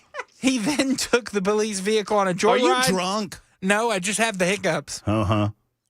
He then took the police vehicle on a Oh, jeez. on a joyride before he was stopped by police while driving around the Commerce City Civic Center. When police got him out of the vehicle, they discovered that he was completely nude in the body-worn camera footage shared by police. The man appeared to be holding a piece of cloth or a flag over his waist area. You know, if you held your breath until 7 o'clock, those hiccups would go away. He was arrested on the spot and was immediately taken to the Adams County Jail on charges of third-degree motor vehicle theft, second-degree criminal trespass, and driving without a license. And my hiccups are gone. Are they? I think. Oh. Yeah, I'm good. You're a Steeler. No. Stole my story. No, Ken Weaver, Matt right Murphy. Here. I was lying. I had a good one, and I was telling that I got it right here. Ken Police Weaver. and Commerce. Let's see who does it better. Let's see who does it best. They're going to vote for me because they like me better than you. That notwithstanding, I think I could do the story better. I well, think you're not going to hiccup all the way through it like I did. The fact that people like you better is a testimony to your childlike nature. I think the hiccups added some charm. I mean, you're like a child. You're like an 8-year-old child. I'm That's why really they like upset you that they're better. gone now. As I was reading the story, I had a little hiccup attack. Haven't had one since. Like a little baby. Oh. Only, I mean, a very large little baby. That's why they like you better. They called The me a only chunk reason. when I was a child. Didn't they? Yep. We'll add to the nickname list. Nope, we're Watch good. out. His birth name was Burl Eichel Ivanhoe Ives. Big Daddy. Burl, Burl Icle was the second name. Ivanhoe Ives. He was born in 1909 in Hunt City, Illinois, and he died in 1995 at the age of 85 in the state of Washington. I'm trying to find out how he got the name Burl. So I'm going to work on that. I don't have an nincompoop now because Jackson stole mine. No, Ken, Matt came into the producer booth during the break This with is not my true. story This open. is not true. Liars hiccup, Ken. Liars hiccup. Liars do not hiccup. Some people just get the hiccups sometimes. Uh-huh. Those are lying hiccups. That's his body saying we don't like liars. We don't like saying lies, so Do we're going to not. hiccup. So Matt's disqualified. You can vote for me or Ken. It's time for the news on Super Talk 99.7 WTN. Any thoughts, Matt? Thief!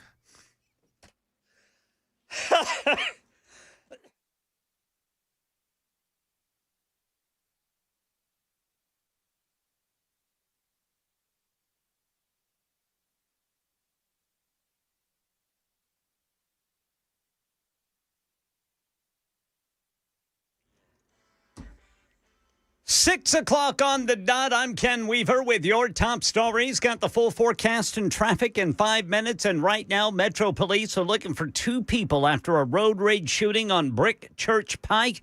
It happened near the intersection with Trinity Lane around 1:30 this afternoon. A man in his 40s hit in the arm, taken to the hospital. Officers say the suspects drove away before they arrived. 2 of them. Wilson County School Board member Donnell Self has been charged with indecent exposure. Police say Self was arrested this morning. Faces 2 counts, but they did not offer up any details. He was released about an hour later on a $1,500 bond. The school district says it's aware of the situation, but will not comment further. Self represents Zone 5 in the Wilson County School District. That includes Adult High School, Carroll Oakland Elementary School, Lebanon High School, Tucker's Crossroads Elementary School.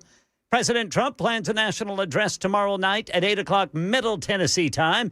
Going to speak live from the White House in a primetime broadcast. The announcement came through his social media account earlier today. No details yet on what he plans to discuss.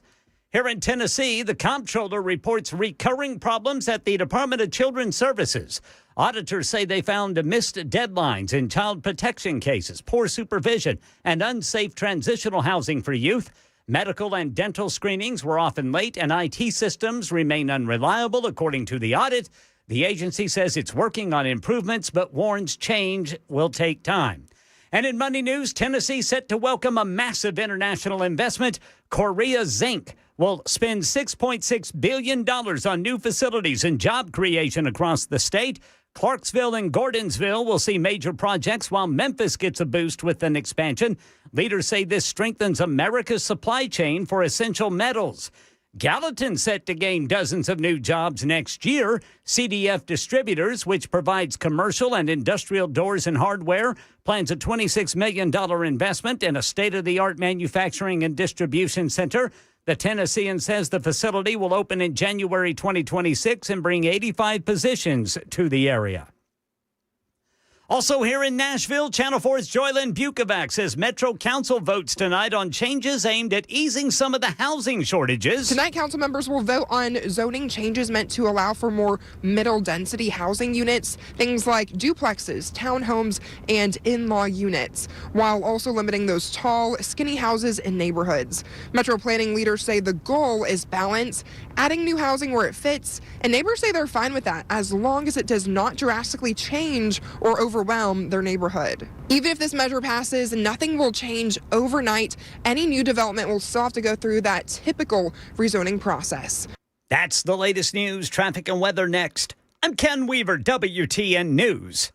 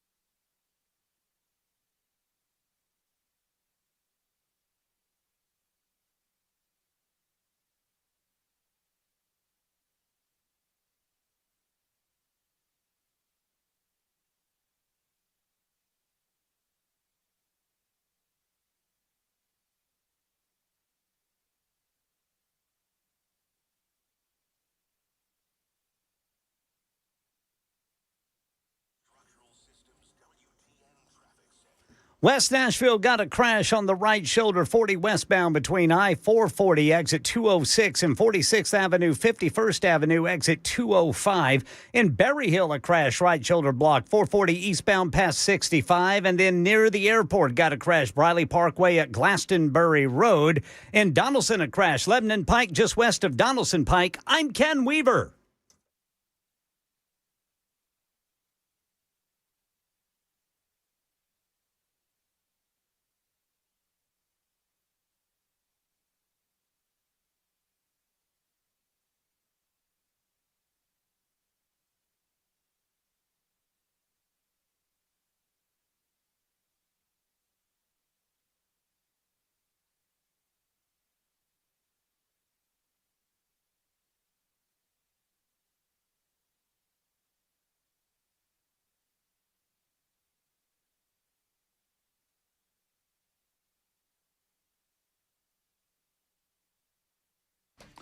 Super Talk 99.7 WTN. I don't care about the Susie Wiles Vanity Fair story. Should I?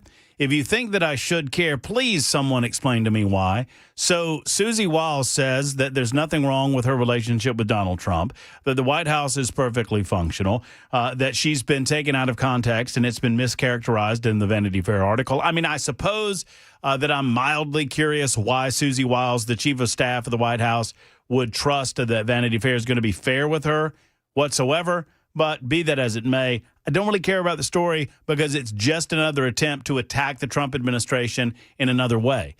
The media is going to be dishonest about the efficacy of the Trump administration. They always have been dishonest when it comes to Donald J. Trump. They always will. They are constantly attempting to drive a wedge between Trump's most loyal supporters and him. And this is just another example of that. They're trying to sow discord and discontent and discombobulation and every other word within the Trump administration as best they can do it. They've not seen a lot of that the second time around, certainly not as much as they did the first time around. Donald Trump did not know his way around Washington, D.C. very well the first time around, and so there were obviously some missteps in putting together his first administration. Hasn't happened in the second administration. And so the media goes about their business trying to pick off members of the administration. They try to find the weakest amongst those that he has assembled and pick them up. They've done this with Pete Hegseth, right? They thought Pete Hegseth, as the Secretary of War, was going to be the weakest among the group. And so they tried to pick him off. They've done this on 3 separate occasions, as a matter of fact, and they were unable to, and has been unsuccessful in doing so. And so I suppose that Vanity Fair thought that they could do a hit piece on Donald Trump through Susie Wiles. They tried to do so. I've not read the piece. I don't really care to read the piece. I've read some of the highlights, and I don't care. I don't care if they think that what she said means that everybody's, she called him an alcoholic, or said he was like an alcoholic. Oh, I had a dad who was an alcoholic. They're very big personalities. I understand how to work big personalities. So they spent 11 separate interview sessions cherry-picking what Susie Wiles had to tell them. She's obviously loyal to the president. She's his chief of staff and plans to remain so. If there's any takeaway from this article and this interview, an article that I admittedly have not read, it is why in the world you thought Vanity Fair was going to be fair in the first place. FAIR. 615-737-9986. 615-737-9986 if you'd like to get in here on via telephone. Why is my TV not on anymore? I think I know why. Jackson. I did not turn your TV off. Mm-hmm. I need you laser focused, buddy. Laser focus. Wait, what is going on? 1, 3. Why does it just go? What is going on here? Oh, there we go. There. Did that change your channel in there, Jackson? Nope. It's unfortunate. If you go to 11, there's a basketball game. Laser focused on the radio. Big game. Show. What big game? I am the big game, buddy. I'm the big game. I'm the big game. You're a part of the big game. You're in the show. I just poked myself in the eye by accident. Hiccup boy. By the way, several have voted in sympathy for you and your hiccups. Several have gone against that. I mean, it's such an obvious ploy by you to gain sympathy votes. Several have pushed back against it. However, most have decided that they're just going to stay out of the fray and vote for Ken Weaver. Yeah, it's a fair. I suppose that's fair. I got an official vote for Ken. I got someone saying, my vote is for Matt because I like his voice best, story or not. That vote doesn't count. You didn't have a story. I had a story about Burl Ives. Did you find out why he was called Burl? It was a name common. It was a name more common back in the 1890s and early 1900s. Should know a lot about that. Burl was never a super common name, but it had periods of decent popularity, especially in the United States of America from the 1880s to the 1930s, peaking in the 1920s with hundreds of births annually. It is linked to its Old English meaning. Would you care to guess, Jackson, what the word burl means in Old English? Bigger fella? It means cup-bearer or knotty wood. Though it's quite rare today, it's famous mainly because of musician and actor Burl Ives. The name evokes strength. It's not a mainstream choice nowadays, with very few births recorded recently with the name Burl. Once again, cup-bearer or knotty wood, as in of a tree. And yes, like Ken Weaver, I appreciate Burl Ives, not necessarily for his role in the travesty that is Rudolph the Red-Nosed Reindeer, but for his fine performance as Big Daddy in the feature film presentation of a play originally written by Tennessee Williams, Cat on a Hot Tin Roof. Mendacity all around me. And if anybody wants to do a new staging of Cat on a Hot Tin Roof, I've long said that that's what would get me back on stage. I did many, many different stage performances, and I've long said that I would love to play Big Daddy in Cat on a Hot Tin Roof. What about Cat Williams? This is a cultural conversation, Jackson, and I would just caution you if you walk into the room that there's culture going on right now. And you might not be quite aware of You're right. what The we're Vols discussing. are building the championship culture. Jerry is next up. Jerry, thank you for your patience. I appreciate you. I'm sorry you had to wait so long. What's going on in your world, Jerry? Yo. Hey, Jerry. See, Jerry had to hold so long that he put us on the speakerphone, and now I bet he's washing dishes. He probably had dinner, and he's got to get back to the phone now. What do you think he had for dinner? Salisbury steak. Mashed taters? Mashed potatoes. Well, you got to have mashed potatoes with Salisbury steak, right? Green beans on the side? Mm-hmm. Yeah. Maybe a little cornbread? Might be Brussels sprouts instead of green beans, but definitely a green in there. And, yeah, I would think, I've never been a cornbread fan, but if I had some Salisbury steak on me, I'd probably have some cornbread, too. You think some sweet tea or a cold beer? Jerry doesn't strike me as a cold beer kind of guy. And, I'm going to go hot tea. I'm going to go off the reservation. That's weird. That's weird. I know, but look, Jerry's a pretty weird guy. Hey, Jerry, we've had all the fun we can have. We got to get you on the radio or I've got to hang up on you. Jerry. Yo. Right here. Hey, Jerry. Right here. What's up? Hey, boss. I got a great idea. Hey, Jerry, I got a question before you give me your idea. Go ahead, boss. Have you already had dinner? No, I'm No. at Maggiano's delivering their supplies. Okay. So you've not – have you in your lifetime ever enjoyed a delicious Salisbury steak? Of course I have. Okay. Well, good. I like the way you talk. If you had a choice of beverage tonight, what would it be? Probably have to be something domestic, ultra. Okay. You're my kind of people, Jerry. What's on your mind? Well, I had a brainstorm. Tell me what you think about this. Let's get all our Muslim brothers and sisters and the Somali brothers and sisters that we have helped so much and just send them all to California and give it to them, along with most of the people that are out there. I think they would really get along well, and I think it would be a good thing to do.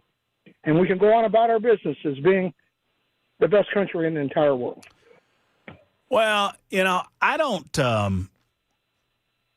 engage in, the send them back mentality if they're here legally. But what we do need to do is go through these communities, Jerry, and we need to make sure that the people that are here, I can't necessarily go for a loyalty test, but my goodness, if you are not here legally and you're from another country, Somalia or otherwise, you need to get the hell out of here.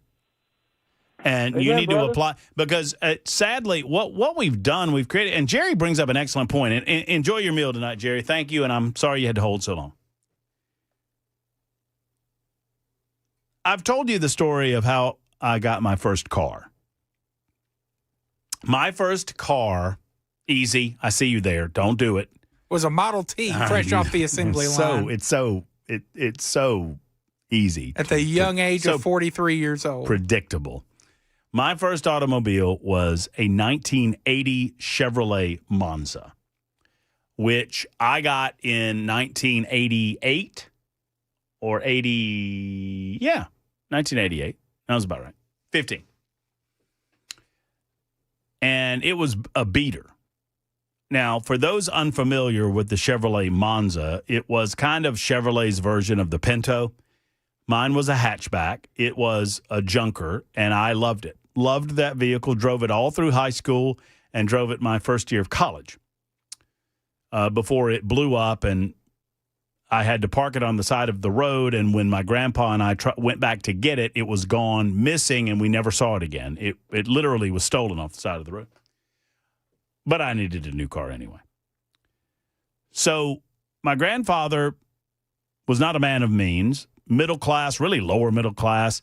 He was a mechanic, a self-employed mechanic at that time, and he earned every dollar that he pinched.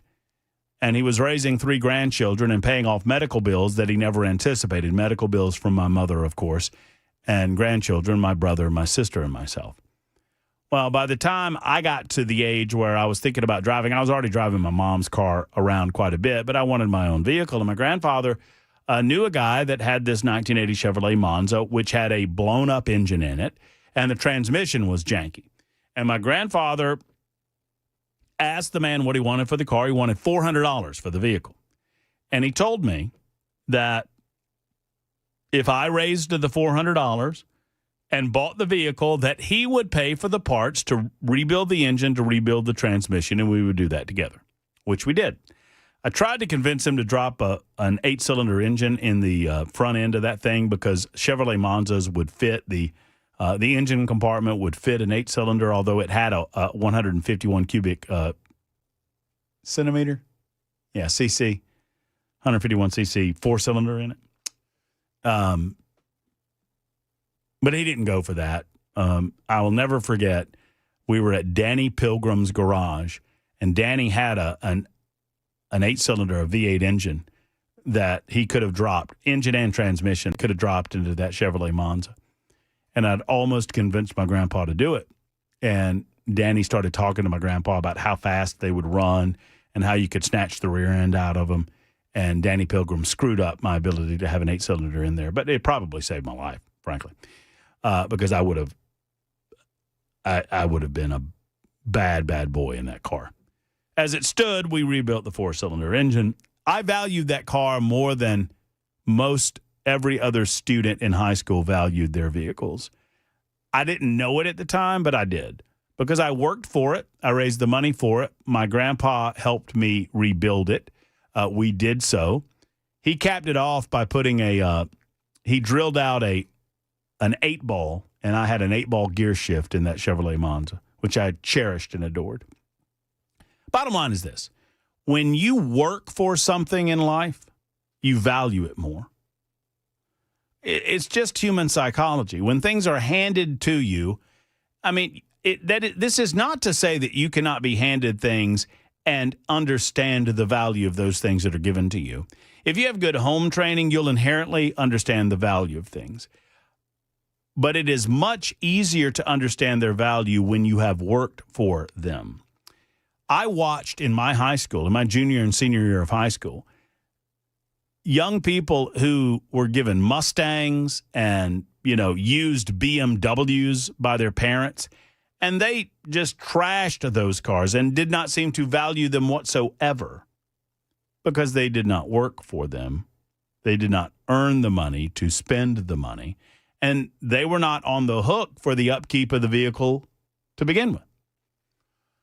Translate this to our immigration policy. For far too long, not just during the Biden years. I mean, it was suspended during the Trump first term, but even before then, during the 8 years of Barack Obama, during George W. Bush, we didn't do anything about immigration. We didn't do anything about illegal immigration. We allowed it to happen.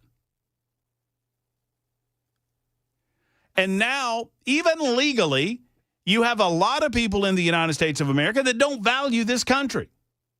They came here for a better life. They came here for a better way. And now they trash the place. Why? Because they didn't work for it.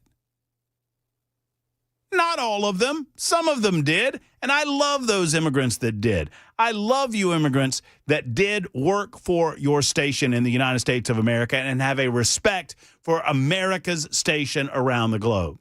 But a lot of the people that were just allowed in here through whatever means that they were, through this mass asylum process, allowing the Somali people, good example. Unfortunately, collectively, I'm not talking individually because I don't know them individually, but collectively, they don't seem to have any value for what the United States of America stands for. They want to transform it into their own country that has their own sets of values. And we allowed that to happen. Unfortunately, it happened under our very noses. All the while, we're talking about what we can do for this or that, or, how we ought to take care of the least of these. We weren't taking care of our own. Well, all of that's stopping. The Democrats allowed it to happen because the Democrats want the votes. The Republicans allowed it to happen because the Chamber of Commerce wanted the cheap labor. Y'all know I'm telling you the truth. Well, now, thankfully, in a movement created by and reinforced by our man in the White House, Donald J. Trump, we have had, as my grandpa used to say, a belly full of it.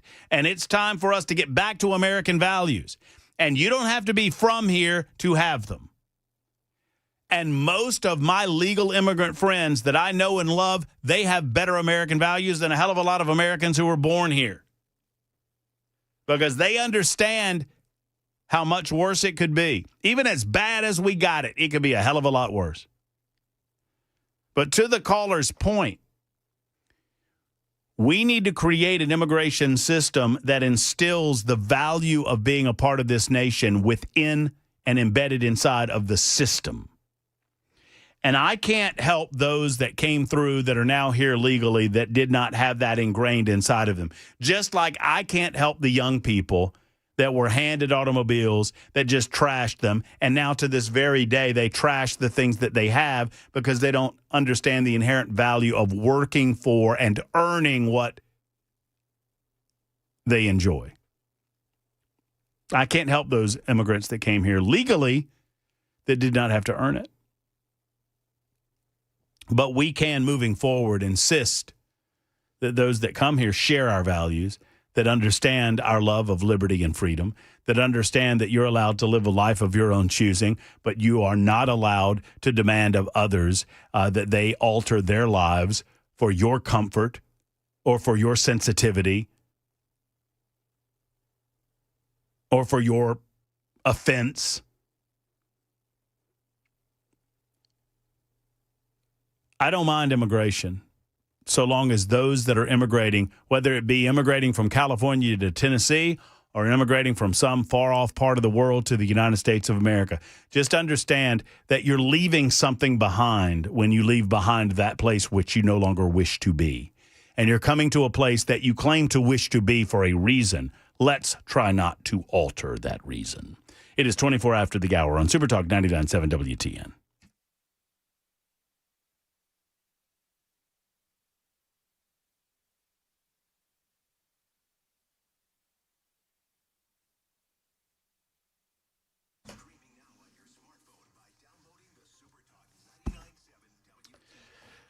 Before I get to telling you about our good friends at Cover Nash, it was cubic inch, not cubic centimeter. I don't know why I got confused. I think I was thinking of my motorcycle. I apologize.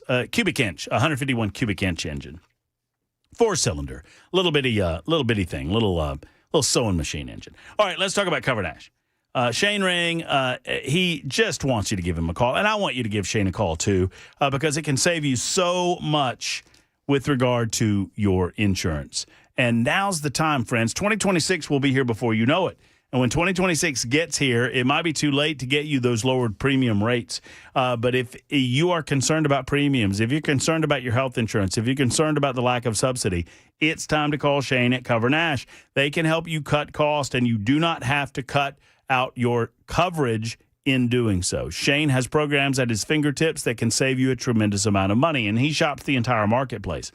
I love the fact that he's local. Shane is right here in our community, meaning you can call him and set up an appointment, and you can go see him. You can look him face to face. Now, everything that you do can be done over the phone, but if you want to sit down face to face with Shane and go over your policy and find a better one for you, you can do that as well in Brentwood. 615-465-0023, 465-0023, or covernash.com. That's covernash.com for health coverage managed by you and not by the government.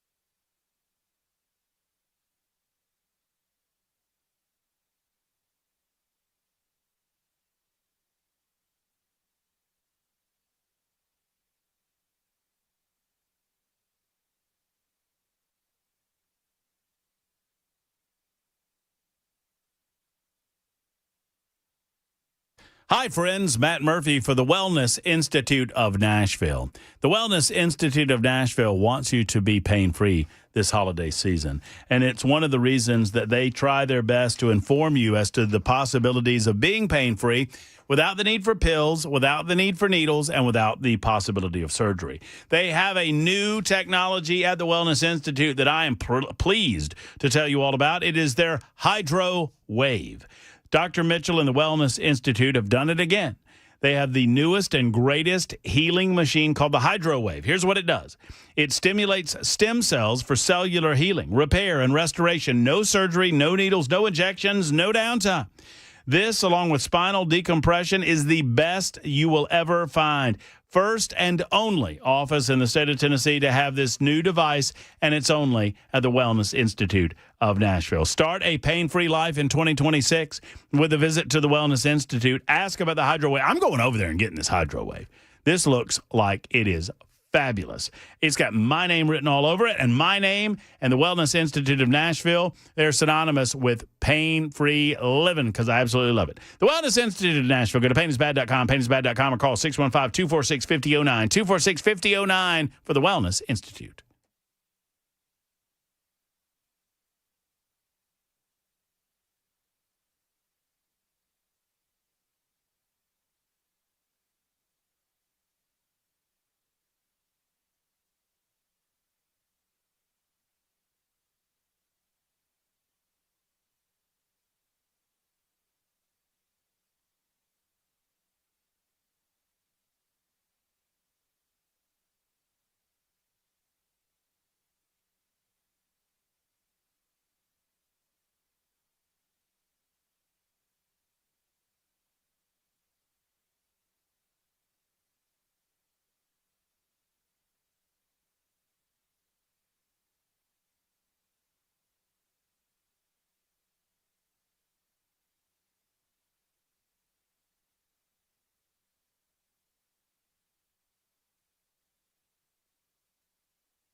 Folks, USS stands for United Structural Systems, but they also stand for honesty, integrity, value. Value? That's right. You get a great value when you call USS. Why? Because if you allow this to go on, if you don't deal with the structural issues that you have found around your home, or if you've noticed the symptoms of structural issues around your home, if you don't deal with that, you could be talking about major bills down the road. The bottom line is this.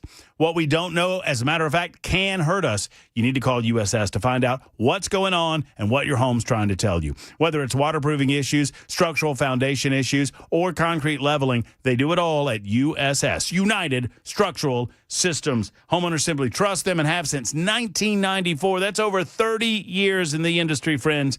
They've got a lot of satisfied customers, over 30,000, as a matter of fact, residential alone. Call 615-488-7855. 488-7855 or online at USSTN.com.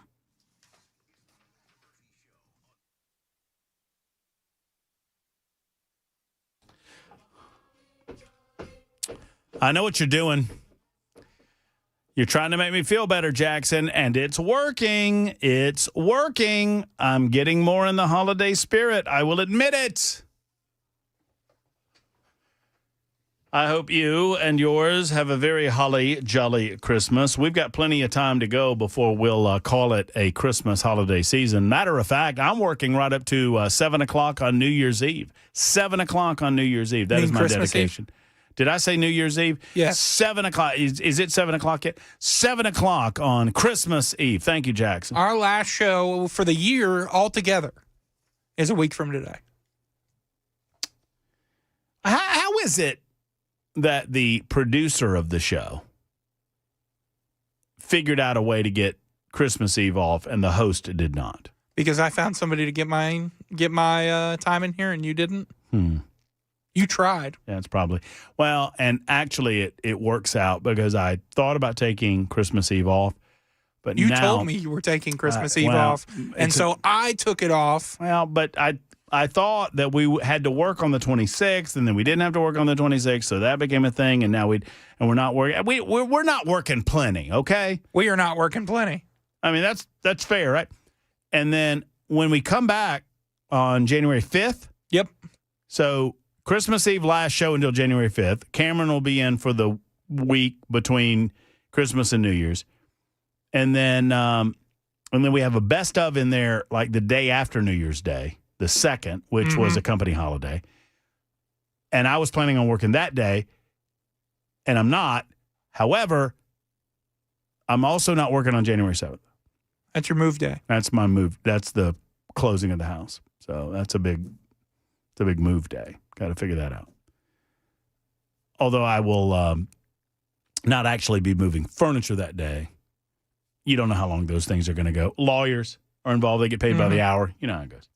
Anyway, that's a little signposting as to what to expect during the holidays. CJ is next. Wants to talk about choice lanes. Hey, CJ. Hey, how you doing? I'm great, CJ. Hope you are.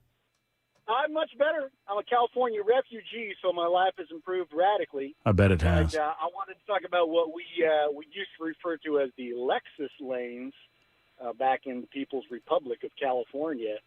I'm just wondering whether we're reading the fine print as closely as we ought to on these.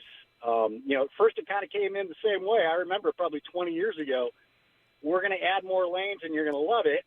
You have all the infrastructure you've got right now and you need some more, but you won't have to pay for it because these private companies will do it for you. And they bring in a lane and another lane. But then nobody's adding the traditional infrastructure on any of those, interstates. And then when the state decides it's time to actually add some infrastructure, that's when the private company says, well, we got it in our fine print that you're not allowed to add anymore. That will reduce our profitability of our lanes, and suddenly you're kind of stuck in a rock and a hard place. You can't buy yourself out of the contract, and the public is renting, our highways. So I don't know if we're talking about that as much as we ought to. Well, I remember at the time that it was debated and passed, I read up on the legislation. I actually had the legislation sitting in front of me, and there were several. They had placed within the legislation several out clauses and I don't have the fine print in front of me, so I can't speak specifically to what you're talking about, CJ, but I remember as you speak that there were out clauses so the state could get out if the public-private partnership was not working. Now, I can't remember what those particular details were, but no, I mean, it's a good point that you're making is obviously it's the state's job to protect the public against private entities taking over our public roadways. Yeah, I guess that's really my concern is just I understand. It's not like I don't want FedEx to exist and want everything to be the post office, but at the same time, I don't want FedEx to be making it so we don't have a post office anymore, I guess. And anytime I see Tennessee following what California's been doing, it makes me inherently nervous. Well, roadways are a little bit different than other aspects of the free market in as much as, you can only have so many of them. And so you are limited in allowing free market capitalism to take over and do what it would do. Normally, in a circumstance like this, I would say we'll let the free market take care of it because the free market will, without government interference, take care of it better than it would with government interference. But much like electricity, much like water, there are only so many feeds that you can bring into a community, and roads are the same way. And so developing these public-private partnerships are a next best thing, especially if you're dealing with traffic congestion and traffic flow. But you're right. I mean, there have to be fail-safes to protect the consumers here because these companies understand, especially after they lay out the money, that they've got the monopoly and there's only so much, property that you can take to build more roads. Well, and I think another analogy that would be I'm looking at, I got a family member in Columbia who gets their internet for, I think, $35 a month from Columbia Power, and everybody else on AT&T and whoever else it's $150. And, it's interesting what sometimes the private market will do to consumers once they get that monopoly position. So I don't know if we're doing the right thing here. I just thought I'd call in. As I understand it, and maybe you understand it as well, the idea is you got 4 lanes, let's say, for example, coming into Nashville. And a private entity, we're going to allow a private entity to build at their cost a 5th lane that doesn't currently exist. And then they're going to charge a certain amount of money for the right to drive on that 5th lane. The other 4 lanes will remain obviously open to the public without charge. And the concept being that if, 10% of the drivers are willing to pay that extra money and go to that fifth lane, then that's going to unclog the roadways in the other four. I guess what you're saying is what happens if all of that clogs up down the road, if you don't have an out and the private entity prevents other possible ways to alleviate the traffic flow? There were definitely, there were reports, there were situations where this literally happened in California where, you got 4 lanes and our fifth lane is again, I always like them calling them Lexus lanes because, people who could afford it. Mm-hmm. But now the state says, okay, well, it's 10 years later, there's been enough growth of the population in the area that in addition to the 4 that we own and the 5 that we're, the fifth one we're renting from you, we just want a fifth of our own. Yours will be, the sixth one. Mm-hmm. And the company come back and say, well, that's a violation of our agreement. You're not allowed to add more infrastructure. We're going to take you to court, and the state lost. Because I don't know specifically. I know it makes a good point. I don't remember specifically what the language is. I feel like, and I can't speak directly to it, but I feel like that would have been a flag for me. I hope we have learned from some of these other experiments. I would say I'm not sure what satisfaction levels were in California, but I remember a lot of people talking badly about that experience. So. Well, I know that through the legislative process, one of their goals was not to incur a tremendous amount of debt, having to borrow money against these projects, and this was one of the ways to alleviate that. So I think that's a positive on the positive side, because I do think. Go ahead. I like to save money. Yeah, I mean, I think private entity, they're going to keep the cost dynamic lower. Because they're incentivized to do so. It's going to make more money that way. Because I do know that there are caps in the amount of money that they're allowed to charge individuals once these things get up and running. I mean, I'm a big fan of free market capitalism, but at the same time, I'm very nervous that anything might become a monopoly or have a different level of control where it's not an even playing field. And, there's no free lunch, I guess. No, I mean, I like the way you're thinking because you are exactly on point that the person building or the entity that's building this road, their interest is not to help people, right? Well, their interest is to make money. And not to get too conspiratorial or anything, but I would be curious who's funding it. I mean, I know that there have been foreign investors in some of these projects around the country. And, now we're not only renting our roads, we're renting them from somebody who doesn't even live in the United States. I mean, at least if we're going to make somebody a whole lot of money, I hope we're making an American a lot of money, not somebody else. You reminded me of, I rode in an Uber, one of the first Uber rides I ever had. This is like in 2016, right? We're in Dallas. And my radio partner and myself went out there for a project that we were doing on radio. And we had to get an Uber from like our hotel to the airport or something. And it was like I said, we had taken cabs. And I guess maybe I'm late to the game, maybe I'm not. But it was the first Uber I recall being in. And this guy was a nut. His name was Bruce. And we thought we were going to get killed and end up, in a trunk full of feet or something. And he kept talking about the Saudi Arabians owning part of the road in Texas. And he specifically that the Saudi Arabians owned the exit ramps. And I thought he was an absolute nut job, CJ, just a nut job. Well, I went back and I did some research, and he was kind of right. I mean, now there were some fail-safes involved in that, but there were some Saudi Arabian investors that were involved in creating exit ramps for the interstate system, and they had technically ownership and control over them. Now, he was convinced that at some point they were going to shut it all down.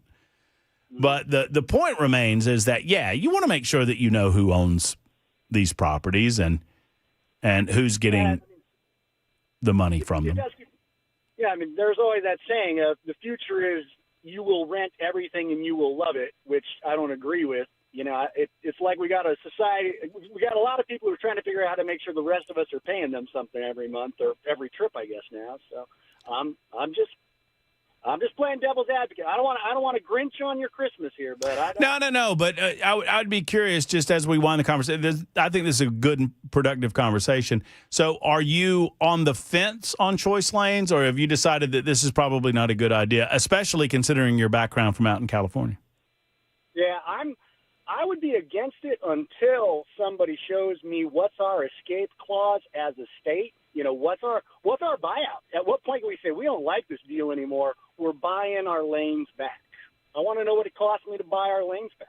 If there's no answer to that question, I think we have a problem. If there's $1 and there's a certain number of millions, and I know it's a big number, but at the same time, you know, somewhere out there, it is all about the transaction. You know, if there's a number. Well, I'll need to refresh. You know what I will do, considering that, you know, it's been a few years since this was decided and they're still very much in the planning stages of getting this done. I'll do some due diligence and try to come back and report back to you. If not tomorrow, then later on in the week, CJ, because I'm curious to get the answers to these questions myself. I appreciate that. Yeah, man. Thank you. Yeah, absolutely. All right. Have a good evening. You too. All right, take care. There's CJ joining us on the issue of choice lanes. Now, obviously, you have to have some sort of out clause to protect the people. One would think that and I feel like, you know, I don't claim that I catch it all, but I feel like that would be a flag for us. Matt, I had a 1977 Chevrolet Monza, and my dad and I did put a 327 cubic inch Chevy V8 in that vehicle. The manual transmission held up okay, but you are correct. It did blow out the rear end. I told you it would. Well, no, I didn't tell you. Danny Pilgrim told my grandpa. And so I didn't get to have the 327 cubic inch V8 engine. I had to have the puny 151 cubic inch 4-cylinder. The Super Texter writes, we had the machine. We had the machine a new rear axle out of a Chevy Nova. Well, you know, there you go. 50 after the hour. Super Talk.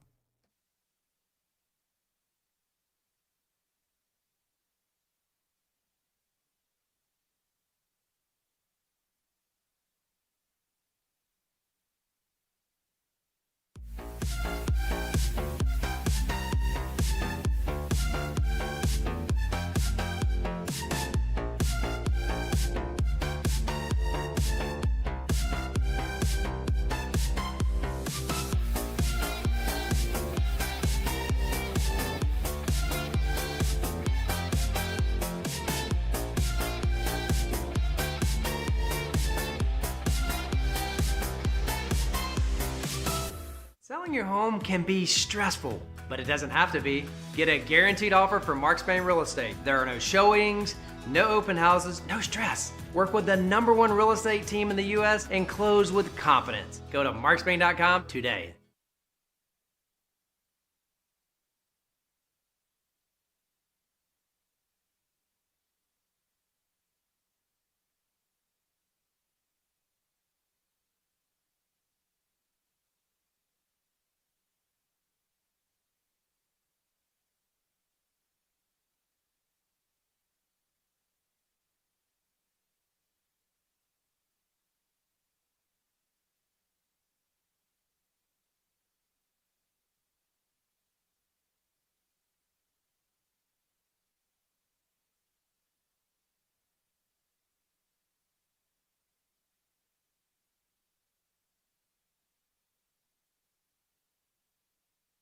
Hey, this is Pastor Al, and join us on Super Talk 99.7, Sunday evenings from 7 to 8. We're going to look at the news from a biblical perspective.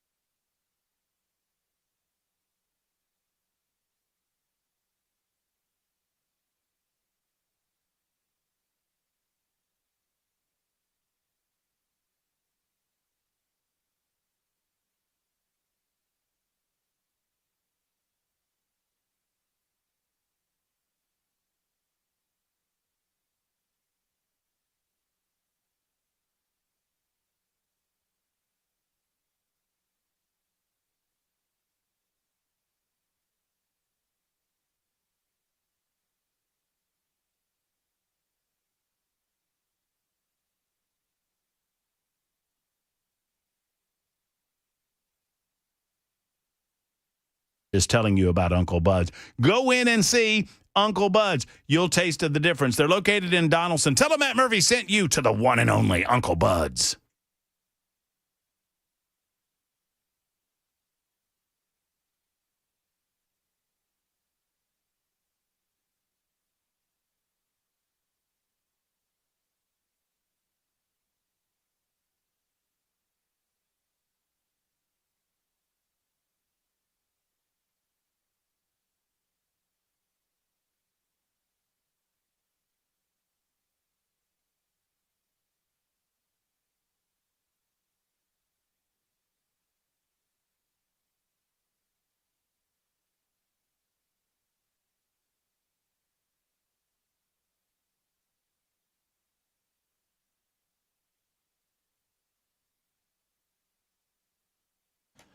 Nah! I don't know. Every time I hear that bumper, I always want to do that. Nah! It's a Tuesday edition of the Matt Murphy Radio Show. Why does it feel like Thursday? I don't know, bud. Do you feel that, though? Are you feeling it? Are you feeling it? Do you feel it, Mr. Krabs? Oh, is that you want to go to see the SpongeBob movie together? No. Why not? Only SpongeBob movie I saw was the original. There's a new one out. Oh, there's a new one? Looks pretty funny. I thought we'd go together. I guess not. Well, the hell with you then. I'll go on my lonesome. Go all by myself. Tuesday's a good night to go see the movies. Well, that's probably true. And when's the last time you went to the movies? Probably 3-4 months ago. What'd you say? You remember? Ooh, that's a good question. The last movie that I saw in the theater, E and I went to see Oppenheimer together. I try to make it 3 to 4 times a year. You know what the movie theater's becoming like the opera or the symphony. You know what I mean? It's becoming more of an event thing. Nah, I just like the popcorn. Well, I mean, I dig the popcorn. Don't get me wrong. I mean, I love it. Do you do the butter layer? Oh, yeah. Layer that damn butter. Come on. Don't come at me with a thing full of popcorn and then throw it on the top. I want, what? This much popcorn, some butter, this much popcorn, some butter, and then butter on the top. Thank you. I want you to fill that bucket halfway full of butter and then put popcorn in there. Thanks. And I know it's not butter. It is some sort of cancer-giving substance that I love. Have you ever put peanut M&Ms in your popcorn? I have not. A tasty treat. So that's going to make it even more delicious? Yes, and probably more cancer-inducing. I do know that I know people, not in Nashville, but I've known people in Birmingham. A couple of friends of mine, one in particular, would go to the movie theater just to get the popcorn. You know anybody that does that? Yes. They will go to the theater, say, no, I don't want to go see a movie. I'm just here to get the popcorn. They'll sell them the popcorn. They leave. And then go home and watch a movie. And then they go home and watch a movie for, I guess it's not that much of a value because the popcorn's like $11. It's delicious, though. It is. And I don't so much blame the movie theater because the movie theater, that's how they stay in existence. And there are far fewer people going to the films because, my goodness gracious, why would I? I got a 78-inch screen or whatever the hell it is at my house. Some of the movie theaters do like $7 Tuesdays. Yeah, they're trying to, they want to encourage people to get on back. That's the day I go to the movie theater. I guess the last thing I saw at the theater was, we saw Oppenheimer, but I saw late night. I went by myself to a midnight showing of Late Night with the Devil. That's a great movie, and I bet it was awesome in theaters. Dude, it was. Because you gave me that for Halloween this year. I did. I loved it. By the way, I've not given you my review of Bad Santa yet. What was your thoughts? My thoughts on Bad Santa, I'll let you know tomorrow. We're out of time, so I watch it tonight. You still haven't watched it? So, I think this is kind of in the spirit of the film, right? Isn't the whole concept is that Billy Bob Thornton is just a ne'er-do-well that won't do what he promises to do and is generally speaking a jackass? Yes. Well, then there you go. This is kind of in the spirit of the movie. Life imitates art. I'm gonna do it. I'm watching it tonight, and I'll report back tomorrow. Wednesday edition tomorrow of the Matt Murphy Show. Hey, big inspection tomorrow. Y'all wish me luck. House, 1960, being inspected. If it passes, we buy it. If it fails, we don't. More to come. Here comes Mark Levin. Until next time, friends, have a great evening. Stay warm. Hug your loved ones. So long, everybody.